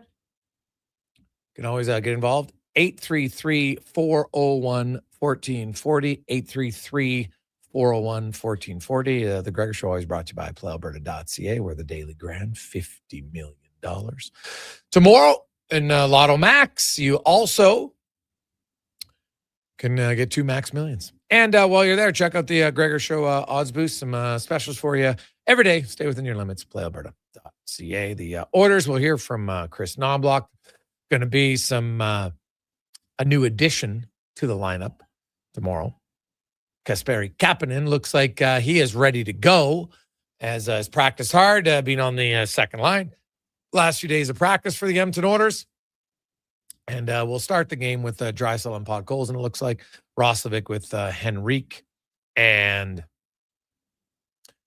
Isaac Howard. McDavid's line stays the same. And then you had Frederic and Mangiapane as the extras. Janmark was skating on a line with Curtis Lazar on the fourth line for the Edmonton Oilers. So Frederic and Mangiapane look like they could be getting the night off tomorrow. Coach didn't want to 100% confirm that, but both of them also stayed out late after practice, which usually, not always, but usually is a decent indicator of who's going to be playing and who isn't going to be playing. So, and Matt Savoy was the other guy on the fourth line for a game anyway for Edmonton. So, kind of see where it goes. There's lots of guys who, hey, up and down this lineup, everybody's got to play better defensively for the most part. Right? Ty Emerson, I think, has been pretty good. Vasily Podkolzin being pretty solid. After that, there's lots of guys whose goals against much higher this year than where they were last year, and so they will need to improve there for sure. Let's get to a 2-minute warning with Cam Tate, brought to you by Legacy Heating and Cooling, where the rates never change. No overtime charges. Furnace conks out late at night or on the weekend, call Legacy. No OT. That's how you build a legacy at legacyheating.ca. Folks, let me ask you something. When was the last time you read about your local high school team or minor hockey team or lacrosse team or ski team in the paper, television, or most significantly around these parts, radio? Can't remember? You're not alone. Here's the thing, and listen to this because it matters. When local sports coverage dies, the community dies with it. The Poynter Institute for Media Studies is a nonprofit journalism school and research organization in St. Petersburg, Florida, just dropped some numbers that are, well, you decide. 59% of people who follow local news, they feel connected to their community. Connected. You know how many feel that way when there's no local coverage? 27%. 27. And here's the kicker. Half of folks in towns without local news say they feel powerless, like they got no voice. But flip it around, cover those Friday night lights, where they're hanging from wires in hockey arenas, gymnasiums tell those hometown stories, and 65% suddenly feel like they can make a difference. This isn't just about box scores, folks. This is about the fabric of our communities. Local sports, it's the glue. Always has been. Over the next few days, we're diving deep into minor sports coverage, and we mean deep. We're talking full investigative mode, research, data, the whole 9 yards. And here's where it gets interesting. By Friday, we reveal why we're doing this, why now, why it matters. And trust us, you're going to want to hear this. But here's the thing, you're not just listening, you're part of this. Our 2-minute warning Twitter poll, it's blowing up. Today's question was dead simple. How important is it for traditional media to cover minor sports? The results? Brutal. 31.9% said important, but a crushing 68.9% said not important. Ouch. We're leaving the poll open overnight. The numbers could shift. They could get worse. Want to weigh in? Hit us up. cam@sports1440.ca. That's cam@sports1440.ca. Tomorrow, we debate. Things are going to get spicy. 2-minute warning. Gregor, Kruger, careful now, don't push that button. And me, Tater, Sports 1440. Let's go. look forward to that with Cam Tate. It is an interesting topic. Many of you, like, you still have some local papers that cover the sports teams for sure. And I do, I remember reading up a lot and knowing more about what was going on and, playing at, U of A. But, you go to Sherwood Park or St. Albert and they have a local newspaper and it covers lots of the different teams. So that part is good. I do think there's definitely a connection there, whether in Beaumont and Leduc, you'll see some stories there about local athletes, which is, I think, personally, always more important for sure. Hey, Gregor, what do you think the Oilers see in Regula? He doesn't have the boots to play in the NHL, from Nathan. Well, Nate, it's an interesting comment because last year, lots of people said virtually the same thing about Ty Emberson. The NHL is hard. And when you try to enter the NHL on a team with high expectations, I think it stands out more. Regula is a big guy. He's never going to look super fast because he takes longer strides, right? That's what's kind of unique about Nurse. Nurse is a big man, but he's such a great skater that no one ever thinks Nurse is slow, right? But there's other, like some people are like, oh, Draisaitl can't skate. And I'm like, what are you talking about? Draisaitl's actually a pretty good skater.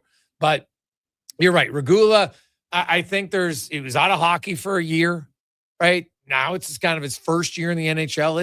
It's a tough learning curve.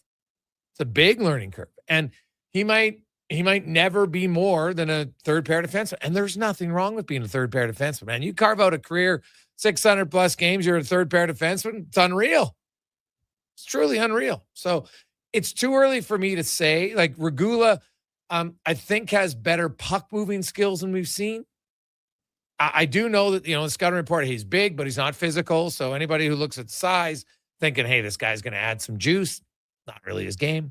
Now, could it become his game? Should it become his game? Totally different conversation. I would probably agree it should. But I think they see potential in Regula. Like a lot of young players, they see potential. In a perfect world, they would have been able to send him to the minors this year and get some significant playing time. But they didn't want to expose him to waivers because he would have got claimed. Let's get to Declan Kruger with a Sports 1440 update now, brought to you by Northgate, GM Buick, and GMC. And Mike and the gang just want to thank all of you for a very productive 2025. They fed over 500 families. Their help. They look to do it again in 2026. NorthgateGM.com. This is a Sports 1440 update. And it is all over. Canada has won the bronze at the World Junior Hockey Championships, defeating Finland by a final score of 6-3. The gold medal match between Czechia and Sweden will go at 6:30 tonight. NHL action getting going in just a couple minutes here, as we will see the Mammoth and the Rangers, as well as the Ducks and the Capitals, both with the 5 p.m. puck drop. The late game tonight in the NHL seeing the Wild and the Los Angeles Kings at 8:30. In the NBA, action set to tip off in just a moment here as well with the Knicks and Pistons. The Toronto Raptors, they're playing host to the Hawks at 5:30 in the late games in the league. See the Golden State Warriors and the LA Clippers and the Utah Jazz and the Portland Trailblazers. AJ action tonight sees Devin in Olds with a 7 p.m. puck drop for that one. And news around the sporting world sees 3 NFL coaches fired today. Jonathan Gannon by the Cardinals, Pete Carroll by the Las Vegas Raiders, and Kevin Stefanski by the Cleveland Browns. CFL news, Riders defensive lineman Micah Johnson has retired. He will stay with the club as a defensive line coach. And the Edmonton Oil Kings announced today they have acquired 2007-born forward Aaron Oboafayo and a conditional 2029 third-round WHL prospects draft pick from the Vancouver Giants in exchange for 2008-born forward Joe Iginla and a conditional 2028 third-round pick. Declan Kruger up next is Hour 4 of the Jason Gregor Show, where we'll be joined by Mark Spector and hear from Darnell Nurse and Chris Knobloch. This has been a Sports 1440 update. Sports 1440 in West Edmonton Mall and Wetaskiwin. CKJR is a Stingray radio station. Download the free radio player app and listen wherever you go. Action Electrical Solar Team is now making a play for sustainability and savings. They're specialists in powering up for a greener future. That's the strategy, designing and installing high-efficiency solar panels. They're helping homes and businesses combat rising utility costs by harnessing the power of the sun. A smart move for efficiency and the environment. Hire the Action Electrical team to bring home a win for your project. Visit actionelectrical.net. Your fantasy football league sucks. Why? Oh, we've got 7 painfully accurate reasons. And don't worry, we've got fixes too. Visit fantasytoilet.com for all the tools and hilarious awards to make your fantasy league suck less. Take the pain out of airport parking with Park to Go. Your first-class parking experience. Book self-serve and valet parking and save up to 30%. Book now with promo code RADIO. That's RADIO. I'm getting McDonald's. You want anything? Oh, yeah. I'll get I'm obviously going to get the McVeggie, medium fries and a medium fountain drink for $9.99. It's my favorite meal, and it's new. Plus, if I get that, maybe he'll want it too. And then he'll always thank me for introducing him to the McVeggie. I'll be a hero. So, McVeggie fries and drink? How'd you know? You were thinking out loud again. Get yourself a McVeggie meal for just $9.99 plus tax for a limited time only at participating McDonald's restaurants. Welcome to Uncommon. Welcome to Subaru. Engineered for Canadian winters, built for real-life confidence. Tackle the ice and snow with Subaru's symmetrical all-wheel drive, delivering the power, control, stability, and grit you need. And when the temperature plummets, you'll cruise in comfort with heated seats and heated steering wheel. All this plus peace of mind with Subaru's top safety pick status for 19 years running. This winter, it's time to get you into a Subaru. Visit Subaru.ca today.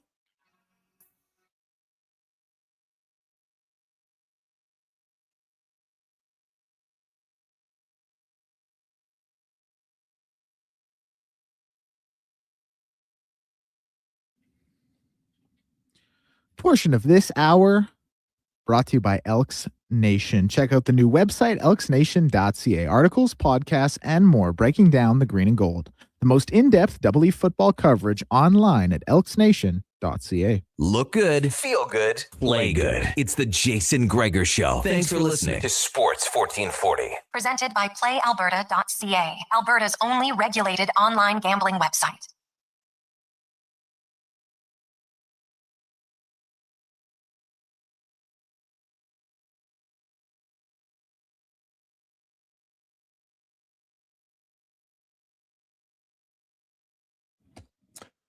Just after 5 o'clock, welcome back, Jason Gregor, Declan Kruger, Donovan Paulson with you on a Monday afternoon. You make your drive home. A little slick in certain areas, so take a little bit of time. Actually saw 2 accidents on the way into work today. One was actually on the way to Oilers practice, running the Yellowhead. And man, I'm just like, it's the worst. You know, knock on wood's been many years since being in an accident, but never anything super serious, but just it's the whole hassle with it. And sometimes there's a lot of damage. And obviously when it's colder, things break more and it's just brutal. So hopefully you get home safe and no fender bender or no accident for you. Gregor Show always brought to you by playalberta.ca, your one-stop shop. Instance, lottery, live dealer, casino, and of course sports, NFL, NBA, NHL, you name it, they got it. playalberta.ca. As they get set to hand out the trophies. Canada wins the bronze medal today over Finland. That's a tough game for any teams that's been in the bronze. And the Finns usually they come up pretty strong in the bronze medal game. But Canada played a really solid effort and big win today, 6-3. And they come home with the medal. It's obviously not the one they wanted, but still better than fourth, right? Better than fourth. So. They'll regroup, and hey, Canada will be coming to, along with all the other countries, to Edmonton and Red Deer next year for the 2026. Well, I guess it's technically the 2027 World Juniors. So there you go. And then it's in Finland, and then in Quebec City and Trois-Rivières in 2021. Let's get to the Spec Report now, brought to you by GS Construction. And Edmonton and the surrounding areas. Communities are always growing. New houses, roads built every day. But before our overpasses go up and roads can be built, first step is relocating all the underground utilities to make way for the infrastructure. That's what they do at GS Construction. As Mark Spector from Rogers Sportsnet joins us. Spec, good afternoon. How you doing? Oh, pretty good. I had an eye on that Canada-Finland game. Canadians were pretty much in control the whole way. Yeah. Hey, you know what? That's a tough game to play, man. It's a day. It's less than 24 hours after. You're very disappointed in the outcome. And you know what? You got to show up, and it's not always easy. And but they did it. So congratulations to them. And obviously, I know it's not the medal they wanted, but it was a good bounce back effort today. And now we'll see where they go from here. I'll be interested to see how some of the guys that were loaned from NHL teams, they're coming back. They're going to go right to junior. If it was me, I'd be sending them to junior, let them play a ton. Still better than just not playing at all up here. So that's what I'd be doing. The Orders obviously had a few players from other countries on the team. But what do you think about that Czechia-Sweden game tonight? Well, I loved the Czechs game last night. That's for sure. The Czechs caught my eye early in the tournament. I watched them play in a game. I forget who they were playing, but I thought they were big and fast. And watching them play last night, they were better than Canada last night. Now, I'm not going to tell you that they're a better team. They were better that night in that game. There's no question in anybody's mind. They were certainly, they led all night. They sure look like there's going to be a little flood of Czech guys coming in the NHL pretty soon, because they had a whole bunch of good players on that team that are likely to get their shot over here in the National Hockey League, don't you think? Yeah, and you know what? They're the only nation that's going to medal 4 years in a row. And, that's good because they had a long drought where they were doing a whole lot of nothing, realistically. Like they had 1/4, maybe 2/4 in a span of like multiple. After winning, they won back-to-back, and then they went into a long kind of prolonged drought at the World Juniors. So maybe it's a good sign that they're starting to come out of it here a little bit. Well, maybe. I wonder about the World Junior. Like maybe it's recency bias. This has been an abject failure in Minnesota this year in terms of selling the tournament. It's been absolutely brutal. And now we get it back in Edmonton again for, I'm not sure what this is. This is the third or fourth time since COVID. Yeah. Well, 1 year there was no crowds though. So once there's no crowds, another year they started, they couldn't finish. I mean, I get it. I wonder, I guess it's fair to me. Is there fatigue here in Edmonton? Are guys buying tickets again for this thing? Hopefully they are. I wonder about the World Junior, if it's running because it started, they charge you NHL prices a lot. That's the challenge, man. Like they have to be realistic here. The consumer is not an idiot. You can't just say, well, you know what, it's Canadian pride. So you know what, we're going to host it in Canada so we can make a lot lot of money for it. And you know what, hey, it's good hockey. Don't get me wrong, but of course it's good hockey. The cost is a little rich. Right. No question. But you know what's going to happen here in Edmonton? It'll be, if it's rich cost in Mini, it's going to be rich cost plus 40% in Edmonton. So I'm not even predicting what's going to happen, and I'm not hoping for either whatever.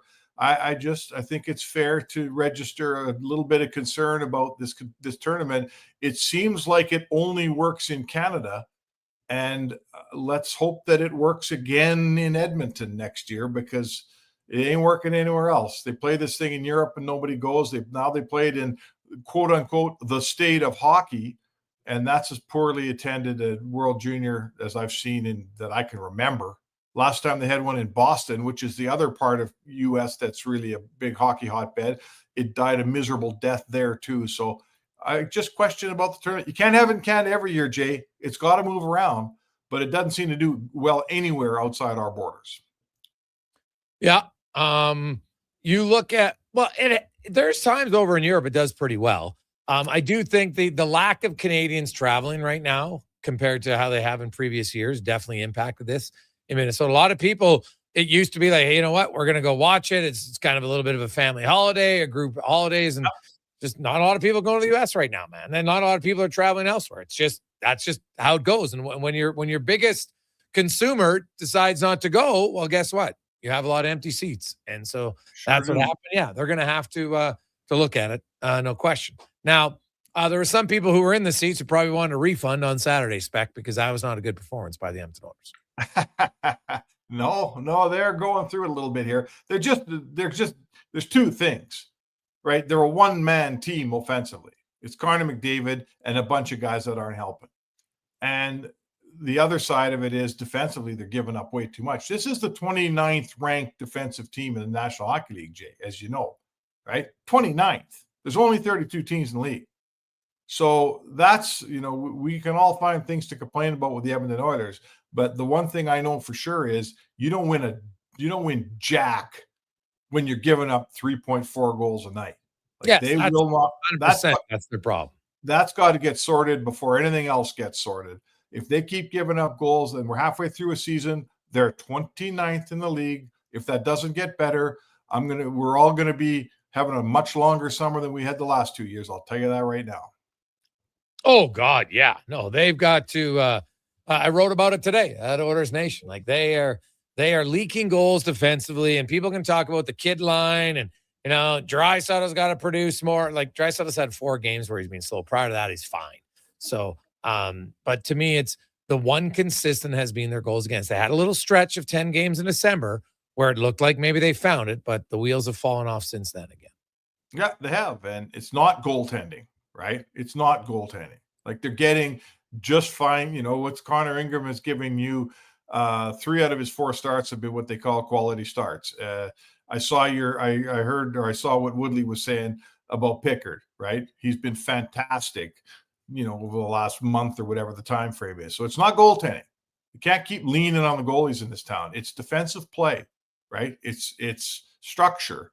It's play by their best defensemen. There was one of the Boston game and the Philly game for that matter. You got $20 million in defensemen between Nurse and Bouchard, and those 2 guys were abysmal defensively. I don't care what they do offensively. They were abysmal defensively. And you can't have $20 million of defensemen playing like a $2 million defenseman because you'll lose almost every time. And that's what's going on with Edmonton right now to a large extent. Yeah, no, it's very true. Kasperi Kapanen will return to the lineup, or is scheduled to return to the lineup tomorrow for the Edmonton Oilers. Spec, what's your expectations for him? Listen, Kasperi Kapanen's a third-line player. He's going to play in a second line, but he's a third-line player. And when you're a good team and he's on your third line, or with the Oilers, the playoffs last couple of years, sometimes your fourth line, that means you're really good. Like he's a good depth player, in my opinion. He adds speed to your team. He's a bit of a clutch guy. He seems to come up with a play, man. He scored that huge goal for Finland as a junior. He scored that huge goal in Vegas and into the series last year. There's a clutch goal in this guy. I got a lot of time for Kasperi Kapanen. He's a veteran who bounced around and finally figured it out. And now he's become a valuable depth guy here for not a big price tag. So he makes you better. There's no question about that. He's not a second-line player, Jay. He's coming in with Draisaitl tomorrow, but he won't last up there. That's just not what he is. But if Kasperi Kapanen's playing, you're a better team than you were when he wasn't. There's no doubt about that in my mind. Well, he helps you in a lot of ways with speed and some physicality. Can really shoot the puck. And, he'll come in and he should add some juice to the team. He hasn't played since October. He's frothing at the mouth to play, similar to Jake Wallman. I had a lengthy chat with Jake today in the dressing room, and, he'll be playing next week. I would guess it might be in Nashville because they play back-to-back Chicago, Monday, Tuesday, Chicago, Nashville. And usually they don't bring a guy back to play both of the back-to-back games. So yeah, fair. I can see him next Tuesday. And before then, Spec, like with Kapanen gets activated tomorrow, I would expect Hudson goes to the minors and Jari goes to LTIR because that frees up enough space for them. Now, when Jari goes to LTIR, they could then just activate Wallman the following week because they would have the cap space needed for that. And because Jari's eventually coming back, so that's only putting it's putting lipstick on the pig. Eventually, they're going to have to move out $3.4 million of cap space. And obviously, the obvious one is the 3.6 on Mangiapane. So my question is, do you think he gets dealt before next Tuesday when Wallman comes in? Well, listen, he's been on the market here for over a week, right? And now, we're hearing like Dylan Strome on Anaheim. Well, he makes $5 million. So that I don't possibly see how that works. It's pretty clear there's no one that's just willing to take Andrew Mangiapane's cap hit and walk. Like I'm telling you right now, Stan Bowman would trade him for future considerations, aka nothing, just to get rid of the cap hit because he's got a cap issue here. He needs to move money. So that's clearly not a possibility for Stan. He can't do that. So now he's got to try to figure out, how can I get rid of some cap space? How can I move this player? What can I take the least possible I can take back? He's in a pickle. He's got an expensive player that's not productive. And no one, if you don't want him, why the heck would anyone else want him? Like I'm not even talking about Frederic, who's making the same money. As I said on Kev's show this morning, why don't you trade Frederic for Mangiapane? Oh, wait a sec. I guess you can't. But, tomorrow night, they're going to be side by each sharing a bag of popcorn in the press box by the looks of it. Oh, God. Yeah. It's, that's what it looked like today at the skates. And you know what, it's an interesting one. Like, I know there's a lot of people, and I get it. They're like, I'm done with Frederic. He's never going to play again. And I'm like, man, people said that about Connor Brown after 40 games too. And there's lots of guys that have crap years and then bounce back. And some guys have multiple crap years and never bounce back. That's a fact. So I don't know. I can't say with certainty which way it's going. I can't think that Frederic is just like falling off the map that bad. Like, I watch a guy right now, Spec, like, if confidence was below 0, that's where his would be at. Like, even watch him in practice. He just looks like a guy who's just beaten down right now. It's hard being Trent Frederic. Like, think of the human being a little bit. He comes to a new city. Everybody in this town knows who he is and what he looks like and how many points he has. Right? Yeah. He's not walking around in Newport Beach and Anaheim. He's walking around in Edmonton. And every single person in this city looks, oh, that's Trent Frederic. That's the guy that they signed for 8 years. That's no good. Like, it ain't easy being him right now. But you know what? I feel for the guy. But you know what? You sign the contract. That's part of what you sign up for right there. You come to Edmonton. Everybody knows who you are.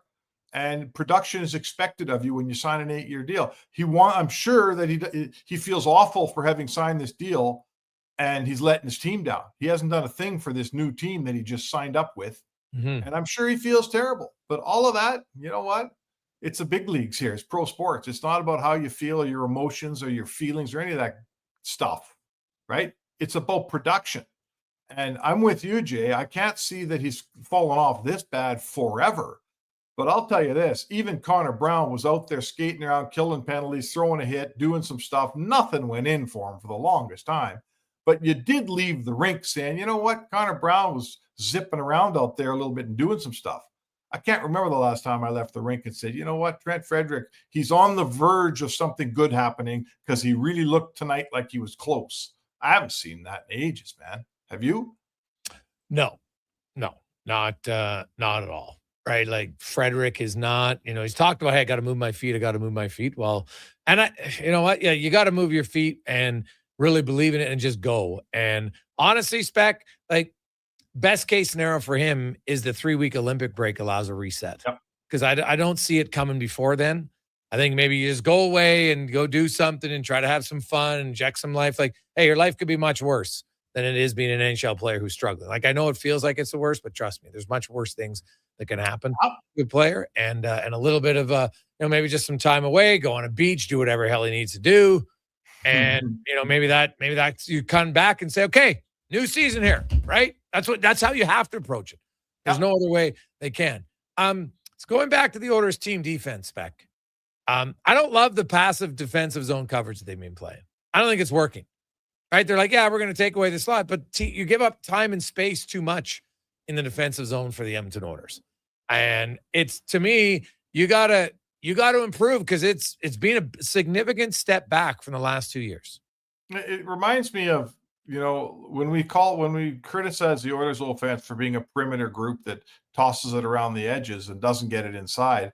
Now I'm watching other teams play the Oilers in the Oilers defensive zone, and I'm seeing the same thing. I'm seeing an Oilers team that stays in tight and lets them throw it around the outside, but they got the puck in the Edmonton zone for so long. Like, it's what do they always say? All the analytics that come out, all the stats are the best defenseman is the guy that's barely ever defending because the puck's not in his zone. And they're spending a ton of time. You have the stats service that would probably be able to tell you in terms of minutes spent in their own end, but certainly my eye test says they're getting pinned in their own zone far more often. And eventually that just can't be good. You can tell me, yeah, we're keeping them to the outside, and yeah, we're not giving up shots from the slot. You can tell me all that stuff. All I'm seeing is the other team's in your zone for the whole shift. That's what I'm seeing. And when you get it, what happens? You're so tired, you chuck it out, change, and they come right back at you. So yeah, I want aggressive defensive play. Take a puck away. Take a man. Put a guy on his rear end and get the puck and get north with it. They don't pay Connor McDavid to defend. And right now he's defending way too much. Yeah, that is very true. One name spec. Now, this would be a significant deal, but the name that I've heard out there a bit that people are, and because you know what, teams talk, and just because you talk doesn't mean anything occurs. Yep. But Jake DeBrusk in Vancouver, it hasn't worked out there for him. Now it looks like they're kind of going into a rebuild. I don't think that's what he signed up for. And he does have a say in where he goes, not a complete say, but he has a no movement clause. I don't know if he'd waive it to come to Edmonton. I guess I could ask his dad, but it's kind of a personal question. But either way, you look at that, and I just wonder here. I think Stan Bowman's got a lot of balls up in the air looking to try to improve his team. Well, he does. Jake DeBrusk got 5 years left at 5.5. So 4.5 years, basically. Yeah. This year plus 4. This year plus 4 more. Excuse me. You're right. 4 years after this one. So I guess my question sort of becomes how do you find the math and work the math out on that? That's a good question. Yeah. I don't mind Jake. I mean, what do we think Jake is? Jake's a middle six winger in my books, right? Could he come in and play next to Leon Draisaitl? Yeah, I think Jake DeBrusk could play next to Connor McDavid. Like, to me, if you're a complimentary top six winger, and that's not a knock on players. That's one of the things. He's not a driver of a line. I think he'd probably be the first guy to tell you that. That's not his game, but he can shoot the puck. And what's interesting is I was looking at like the centers he played with. He never really played with an overly quick center, right? Even in Boston, right? Like Krejci wasn't a burner, right? No. And it's success there. So I do think for sure he could probably fit in with Draisaitl. But I think Draisaitl and McDavid really, they need a guy like a Podkolzin and a Hyman who's just relentless on the puck, and they get them the puck, and that helps out a lot. The other winger has to be someone who can move the puck quickly. And yeah, you got to be a big shooter, but you have to be able to move the puck quick. And I look at, it's why Jeff Skinner didn't work out. It's why Mangiapane doesn't work out. It's why Arvidsson didn't work out. They hold on to the puck too long. And it's hard. I know it's just move the puck. No, you got to see the play and react right away. It doesn't happen all the time. And so it's like, I think Ike Howard, if Ike Howard is going to play with them, he's going to have to move the puck quicker. That's just a fact. It's not a knock. It's just a fact. And so one thing I haven't dug deep into Jake's game to know yet if he's a real quick distributor of the puck. You make an excellent point. I mean, as I want to add this, I agree with you that both those centermen need a hard work and puck retrieving, work the slot guy like Hyman and Podkolzin. The difference is Hyman scores lots of goals. Podkolzin is playing his way off of Leon Draisaitl's wing, in my opinion.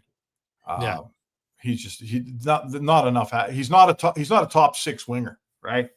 And Leon, as we watch Leon Draisaitl with one even strength goal since December 1st, he's having a bit of a slump. I'm not here to criticize Leon Draisaitl. He's 50 goal, 100-point man, but he hasn't got much help around here.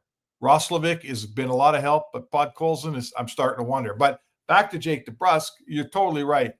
If you think you're going to play the wing with McDavid and Draisaitl and you're going to be the one that carries the puck through the neutral zone, right? Those guys carry the puck through the neutral zone. That's how it works. And it's not even just in the neutral zone spec. Like I would watch Jeff Skinner in the offensive zone, and there was that and in the NHL, you've got like a half-second window and it closes if you don't move the puck. And I watch Skinner sometimes, and the guy had a very good career being successful doing something.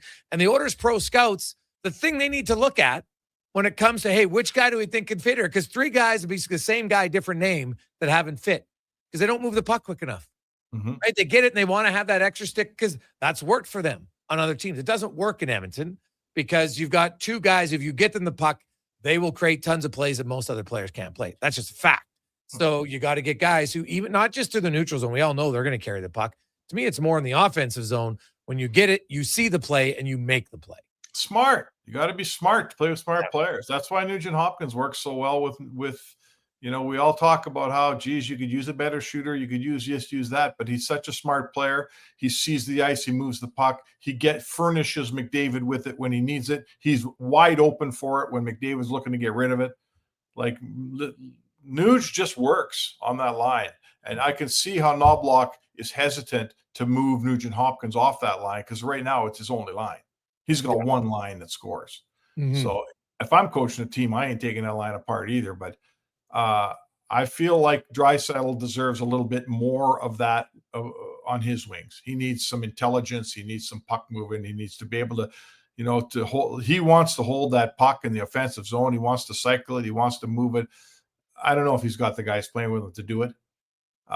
So you know what? Like some of the, Mangiapane was supposed to be top 6 player here. Well, he's not. So that's a hole, right? Yes. Oh, 100%. It's a hole for sure.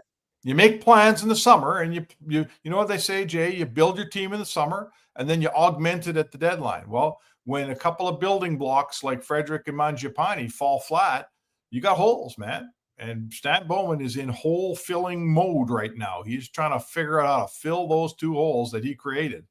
And, let's see how he does. Let's see how he does. But those could be fatal holes in this Edmonton Oilers season, right? Yeah. Those could be fatal holes. Yeah, for sure. Spec, have yourself an enjoyable night. Enjoy the gold medal game, and we'll talk some Predators. And, hey, you know what? You talk about a guy who hasn't scored as much, but Mr. Predator, Leon Draisaitl, who has oh yeah, that's right. He's good for a few tomorrow. 21 goals, 39 points his last 15 games against the Preds. He likes playing against them, so he does. This could be the tonic to get him going. Just what he needs. He's got another one in Nashville next week. So you know what? I thought no one liked Nashville better than me, and then Leon Draisaitl came along. yeah, that's true. Yeah, that's very, very true. Spec, we'll talk to you tomorrow, man. Have a good one. All right. It's Mark Spector, the Spec Report, brought to you by GS Construction. And yeah, that's right. Those numbers from Draisaitl are wild. We'll take a quick break. We will return. We're going to hear from Chris Knobloch on some, what's his team got to do better defensively? We'll find out from the coach next. It's Gregor Show, presented by PlayAlberta.ca. Across the province, Albertans are taking their shot on Play Alberta. With casino winners every hour, jackpots worth millions, and revenue that stays in the province, there's never been a better time to sign up. Predators. Right now, our listeners can score a $50 free hey, you know what? You talk about when they make a minimum $50 deposit with code Gregor50. Predator. That's code Gregor50 for a $50 free bet. Start playing with your game sense today to find out if you're Alberta's next winner. Think your credit's not good enough for a new ride? Think again. That'll game, Go and we'll talk some Predators. Is here to help. And hey, you know what? No credit hits, just real answers. You tell us a few things, and we'll show you what you can afford. Text credit to 780-777-7777. That's credit to 780 all sevens. Go Auto. We do the math, so you can do the driving.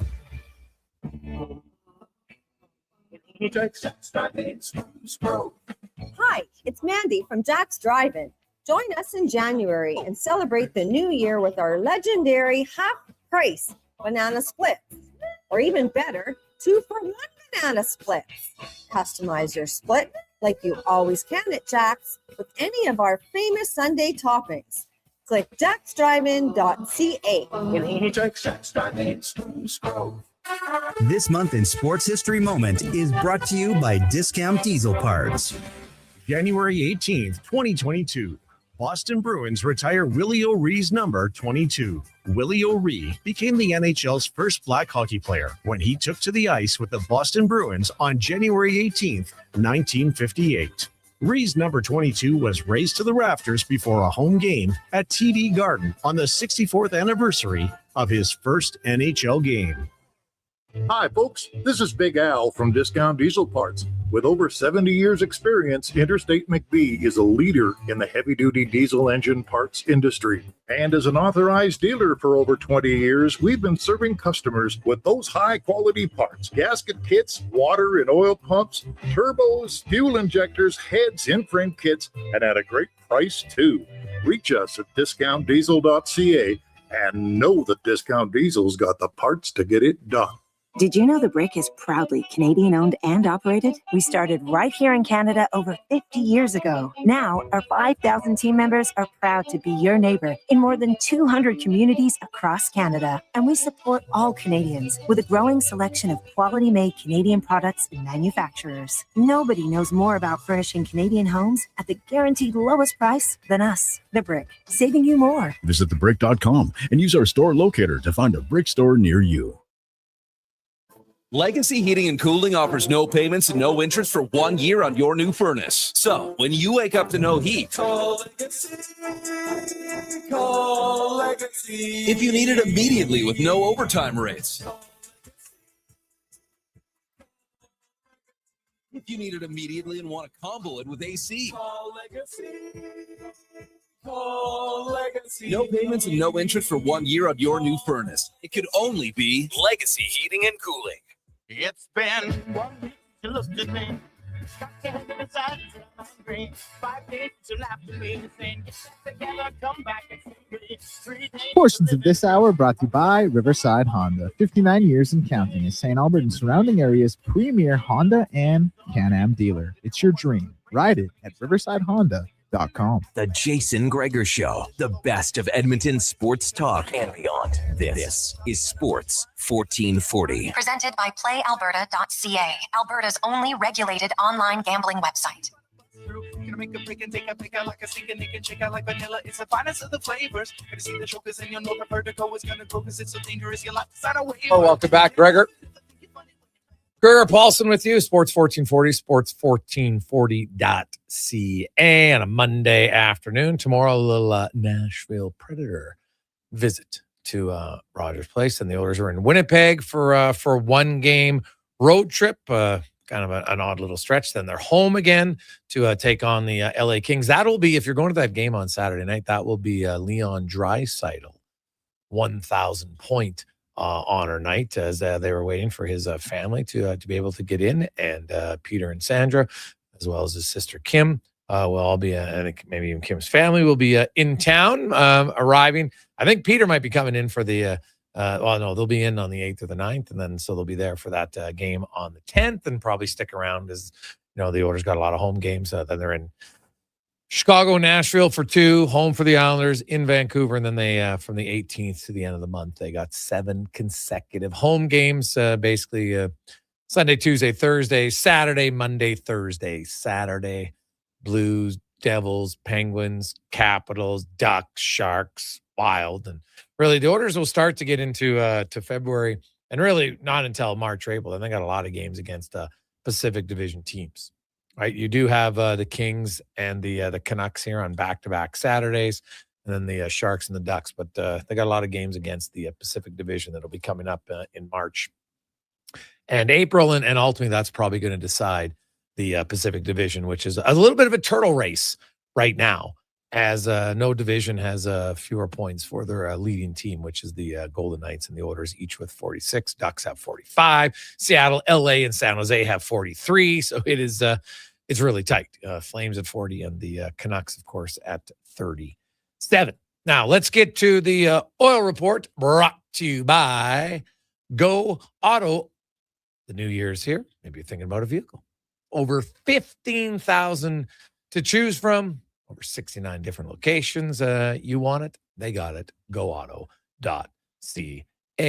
And Chris Knobloch just talking about his team, and a quick starts with an update on Kapanen, and then gets into Walman.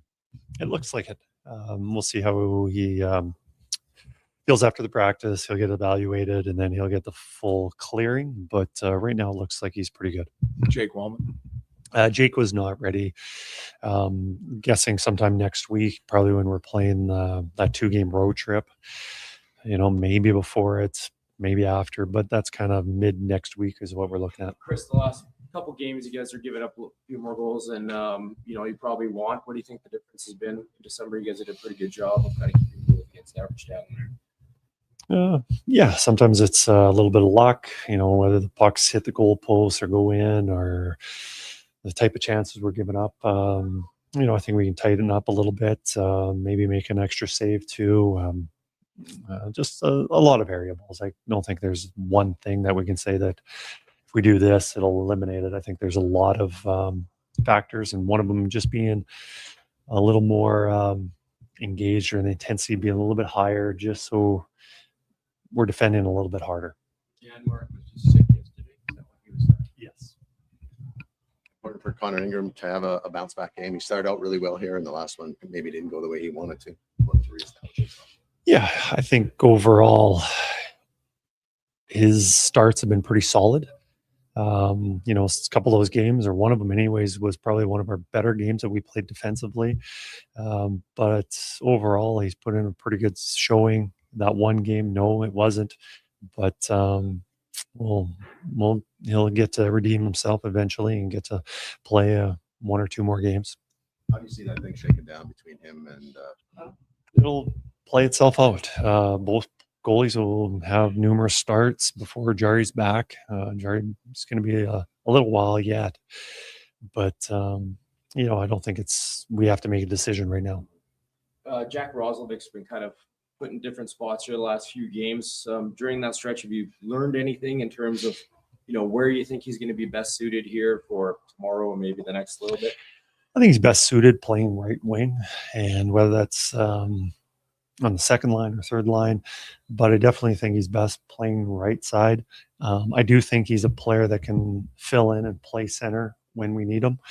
But I think right now with Kapanen coming in, now you got to put Roslovic on the third line. Now you got a lot more scoring options. You got three lines with somebody who can put the puck in the net on three lines, at least one on each line. So gives us a little more of a balanced scoring. What do you think Kapanen's going to bring to that line? What do you hope he brings?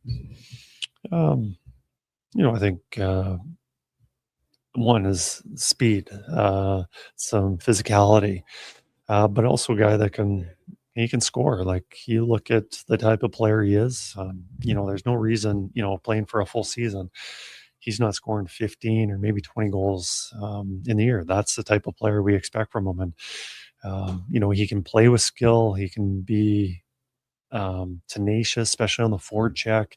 There's a lot of good attributes that he brings. And, he's coming back. He hasn't played for a couple months now. To say that he's going to come in and he's going to be an all-star, I think that's being a little optimistic, but I definitely think that he will help us right away, and he should be building this game also. You look at where you're at, we probably haven't played as well as you would like as a team, I think, for your standards internally, but you're right there atop the division with Vegas and Anaheim. And now you got a month of games where a very favorable schedule.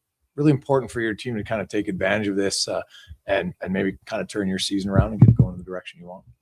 Oh, definitely. It would be nice to win some games, especially when we're playing at home. It's very favorable that we're at home because we do have a better record and we're not traveling, and hopefully we can take advantage of the teams that are traveling and a little bit tired coming into our rink. But that being said, we still can't just rely on our time that we're at home. We got to go on the road and put up some wins there too. But the teams that we're battling with right now aren't winning a lot of games either. So that'll change. They'll figure things out, because I think all those teams that we're kind of neck and neck with are good teams. And it's important that we win as many games as we can.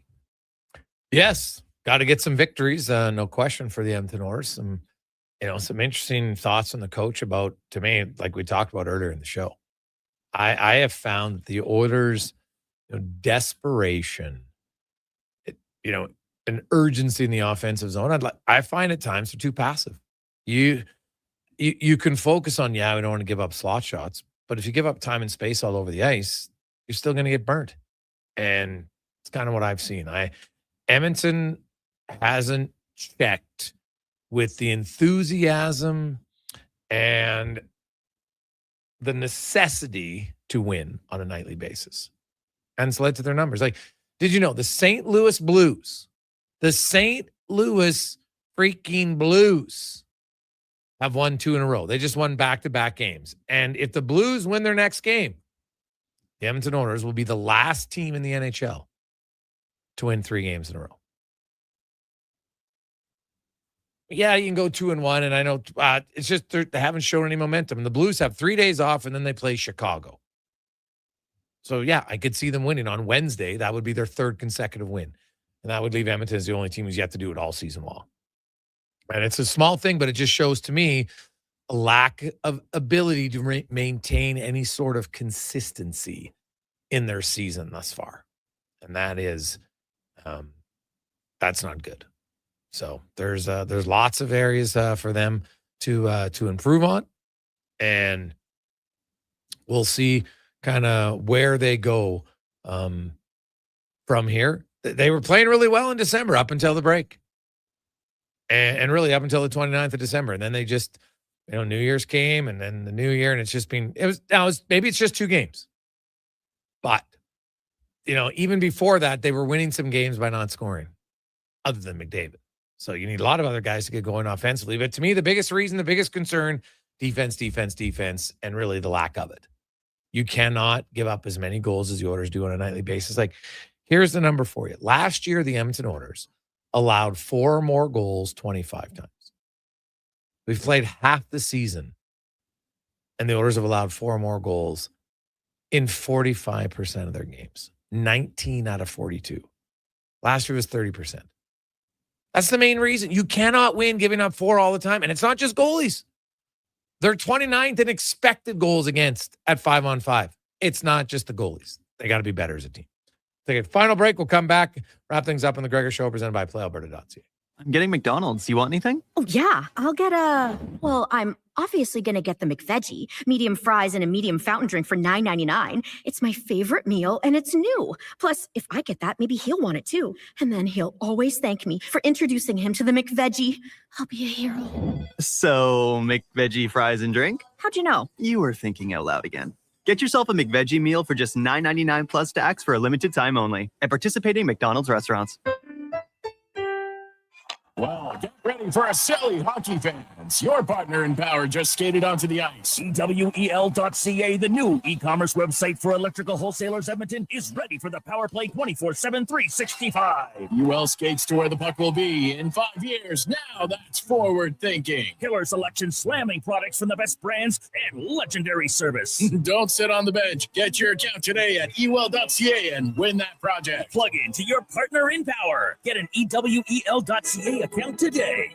Vinny and Don in Hockey are dedicated to skill development for all hockey players. If you know a student athlete interested in growing as a person and a player, register for a free shadow day. Beginner or experienced, this program develops a student athlete skill in a supportive environment. It's a great opportunity for prospective student athletes entering grades 3 through 12 to see what Vimy and Donnan have to offer. Visit vimyridge.epsb.ca or donnan.epsb.ca for more info and to sign up. When it snows and you have a Honda, let it blow, let it blow, let it blow. Ditch the driveway shovel because right now at Riverside Honda and Ski-Doo, save up to $400 on Honda dual-stage snowblowers. Take whatever winter throws at you and throw it back with iconic Honda reliability. Available for a limited time only at Riverside Honda and Ski-Doo. 15 Inglewood Drive in St. Albert, and always at riversidehonda.com. Shop local, shop Canadian. Hey, sports fans, we've got a clear choice for you. At Crystal Glass, we provide customers with the perfect glass for any job. From home to auto and even commercial, installation or repairs, we're your team. Call 310 Glass or visit crystalglass.ca. Crystal Glass.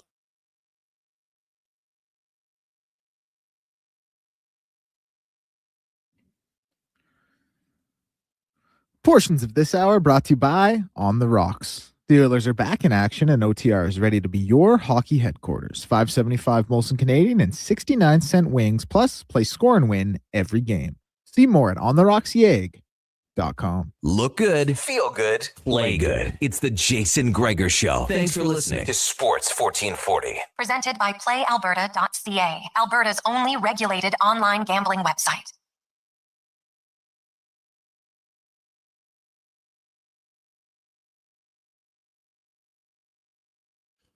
We count down the final segment of the show. Welcome back. Gregor Show is always brought to you by PlayAlberta.ca, where you can get in the game, casino, live dealer, lottery, instance, and of course, Lotto Max tomorrow. $50 million and 2 max millions. Get your tickets at playalberta.ca.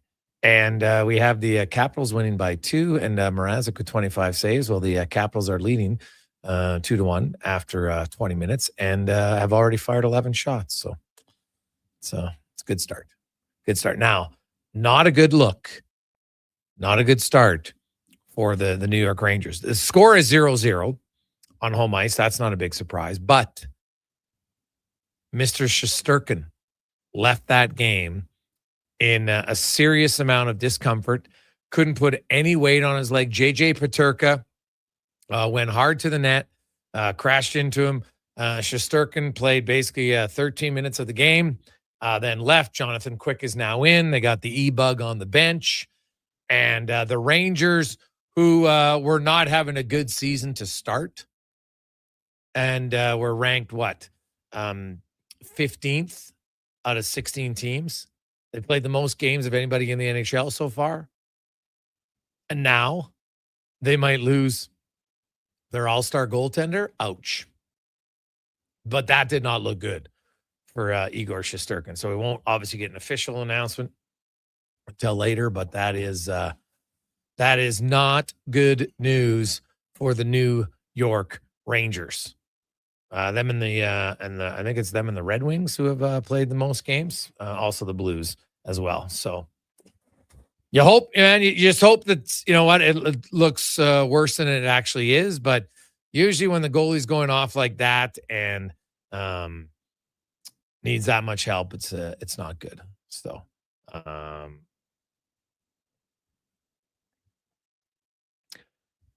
some sad news for a longtime Edmonton radio broadcaster, Bruce Bowie, passed away. Well, actually, just found this out, but passed away in a pedestrian accident late in 2025, and the news just kind of coming out. So that's unfortunate, obviously for Bruce and his wife and children. So very unfortunate. He was around Edmonton for a long time. So thoughts for anybody who worked with Bruce or listened to him and knew him. Very tragic for sure. Hey, boys, bigger question. Why haven't Frederic, Mangiapane, and Arvidsson not worked out? It seems like there's a bigger problem here from the other bald Jay. and I understand that viewpoint. They haven't worked out, no question. But Kane worked out, Hyman worked out, Podkolzin's worked out, Roslovic has worked out. You know, so some will and some won't. Not every free agent signing is just going to be bang. Like, we can go around the league to every team. Like, if everybody thinks all the free agents work out, like, it's not happening. Right? It's not how it goes. Now, obviously in Edmonton, that's the team you care about, as you should. I understand it. And you do wonder, like, it shows a few things. Like, certain types of players are going to play better in Edmonton. But Edmonton needs a winger who can score. But I'm a big believer there's got to be a winger who can move the puck quick. And Mangiapane, Skinner, Arvidsson, they were all guys, just that little set. Arvidsson probably the least of them. But Mangiapane, you see him watch. Like, the play's there, and there's just that extra half second. And then the gap that was there closes, and now the pass gets knocked down, and the play is dead. We'll see. Hey, Gregor, why wouldn't you try Howard, Szymanski, and Hudson as a line? Use the AHL chemistry. Kid line. You say it can't be a third liner, especially when our current bottom six has done zip from Chomskers. Well, I'm not the coach, but here's the thing. So Josh Szymanski's in his first year playing in North America. He's looking pretty good in the American League. Awesome. But, like, the American League is not the NHL. We've seen this time and time again. And I know that, people reference the kid line, but I think you kind of forget that the kid line for the Oilers in 1990 was Joe Murphy, who wasn't a rookie, right? It was a young line, but they weren't rookies, right? Marty Jelena was the rookie. But the other guys that played pro, like, these guys are all rookies. It's going to be very hard to play 3 rookies on a line in the NHL and think you're going to have success. It's unrealistic. No one does it. Because why? It's really hard. It's hard for a rookie to play in the NHL. Never mind 3 on the same line. You got to remember when they did it, Joe Murphy and Adam, those guys weren't rookies, right? It was the kid line, and it worked out incredibly well for Edmonton. Awesome. But they weren't rookies. All right. So I think that's something that maybe gets overlooked a little bit. Right? They didn't have a ton of experience. I get it. But still, like Murphy had played 50 games in one season, and then he played 26. And then that year in Edmonton, got traded from Detroit to Edmonton and played 71. And he'd even played playoff games before, for goodness sakes, as a member of the Detroit Red Wings. So, no, I don't. I just don't think it's feasible to say, hey, we got this line in the American League that's really good. Let's come play him up in the NHL. Like, no. Adam Henrique at this stage, I believe, is a 4th-line center iceman. Now, it doesn't help that he's in a 34 games now? 35, I don't even know, without a goal. And I don't care how many years you've been in the league. It's the longest drought of his career. It weighs on you. But I think as a 4th-line center, he could still be fine. But I agree, he's definitely not producing like a 3rd-line center right now. And there's not, I don't think there's much chance. I think if you're a cup contending team, he's your 4th-line center, you like your team. If he's your 3rd-line center, I'm not loving my team. That's kind of how I go with it. So, and the other thing is, you know what? Mangiapane, Skinner, and Arvidsson, as I said, I thought they were just the same player, different name. Smaller guys, not overly quick. Case of Mangiapane and Arvidsson fell down a lot, and kind of later parts of their career didn't get him at the best time either. So that definitely plays a factor. On behalf of Declan Kruger, Donovan Paulson, you missed any parts of the show, you go to jasongregor.com, or you can go to YouTube and rewatch the show. We got some shorts there and much more. So check it out. Hit the subscribe button while you're there on our YouTube page at Sports 1440. Have yourselves a wonderful Monday evening. Enjoy the gold medal game if you're watching it. Let's get to Declan Kruger and a Sports 1440 update brought to you by Legacy Heating and Cooling. Home to no payments, no interest for 1 year on your furnace. Going to do a lot of work lately, so take care of it. Get a new one. LegacyHeating.ca. Good night.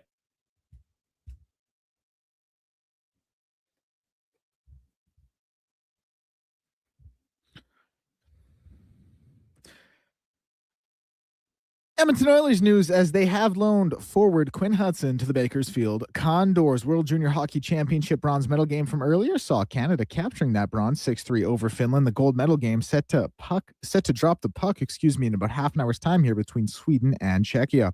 NHL scoreboard, Mammoth and Rangers, that one tied 0-0 at the end of the first, but Igor Shesterkin leaving that game after a collision with JJ Peterka. Ducks trail the Caps 2-1 at the end of the first, and the Sens lead the Red Wings 1-0. In the NBA, 3 games on right now. The Pistons currently leading the Knicks 47-42 with 5 minutes to go in the second quarter. Celtics up 20-11 on the Bulls, and the Raptors lead the Hawks big 18-6 in the first quarter. AJHL action tonight, Drayton Valley and Calgary with a 7 p.m. puck drop, and news around the sporting world as the Arizona Cardinals have fired head coach Jonathan Gannon after going 15-36 in 3 seasons. The Raiders have fired Pete Carroll after 1 season, and the Cleveland Browns have fired 2-time Coach of the Year Kevin Stefanski. Todd Mattingly has joined the Philadelphia Phillies as the team's new bench coach. He parted ways with the Blue Jays after 3 seasons in the same role in November. And in the CFL, Riders defensive lineman Micah Johnson has retired but will stay with the club as a defensive line coach. On behalf of Donovan Paulson and Jason Gregor, I'm Declan Kruger. This has been a Sports 1440 update.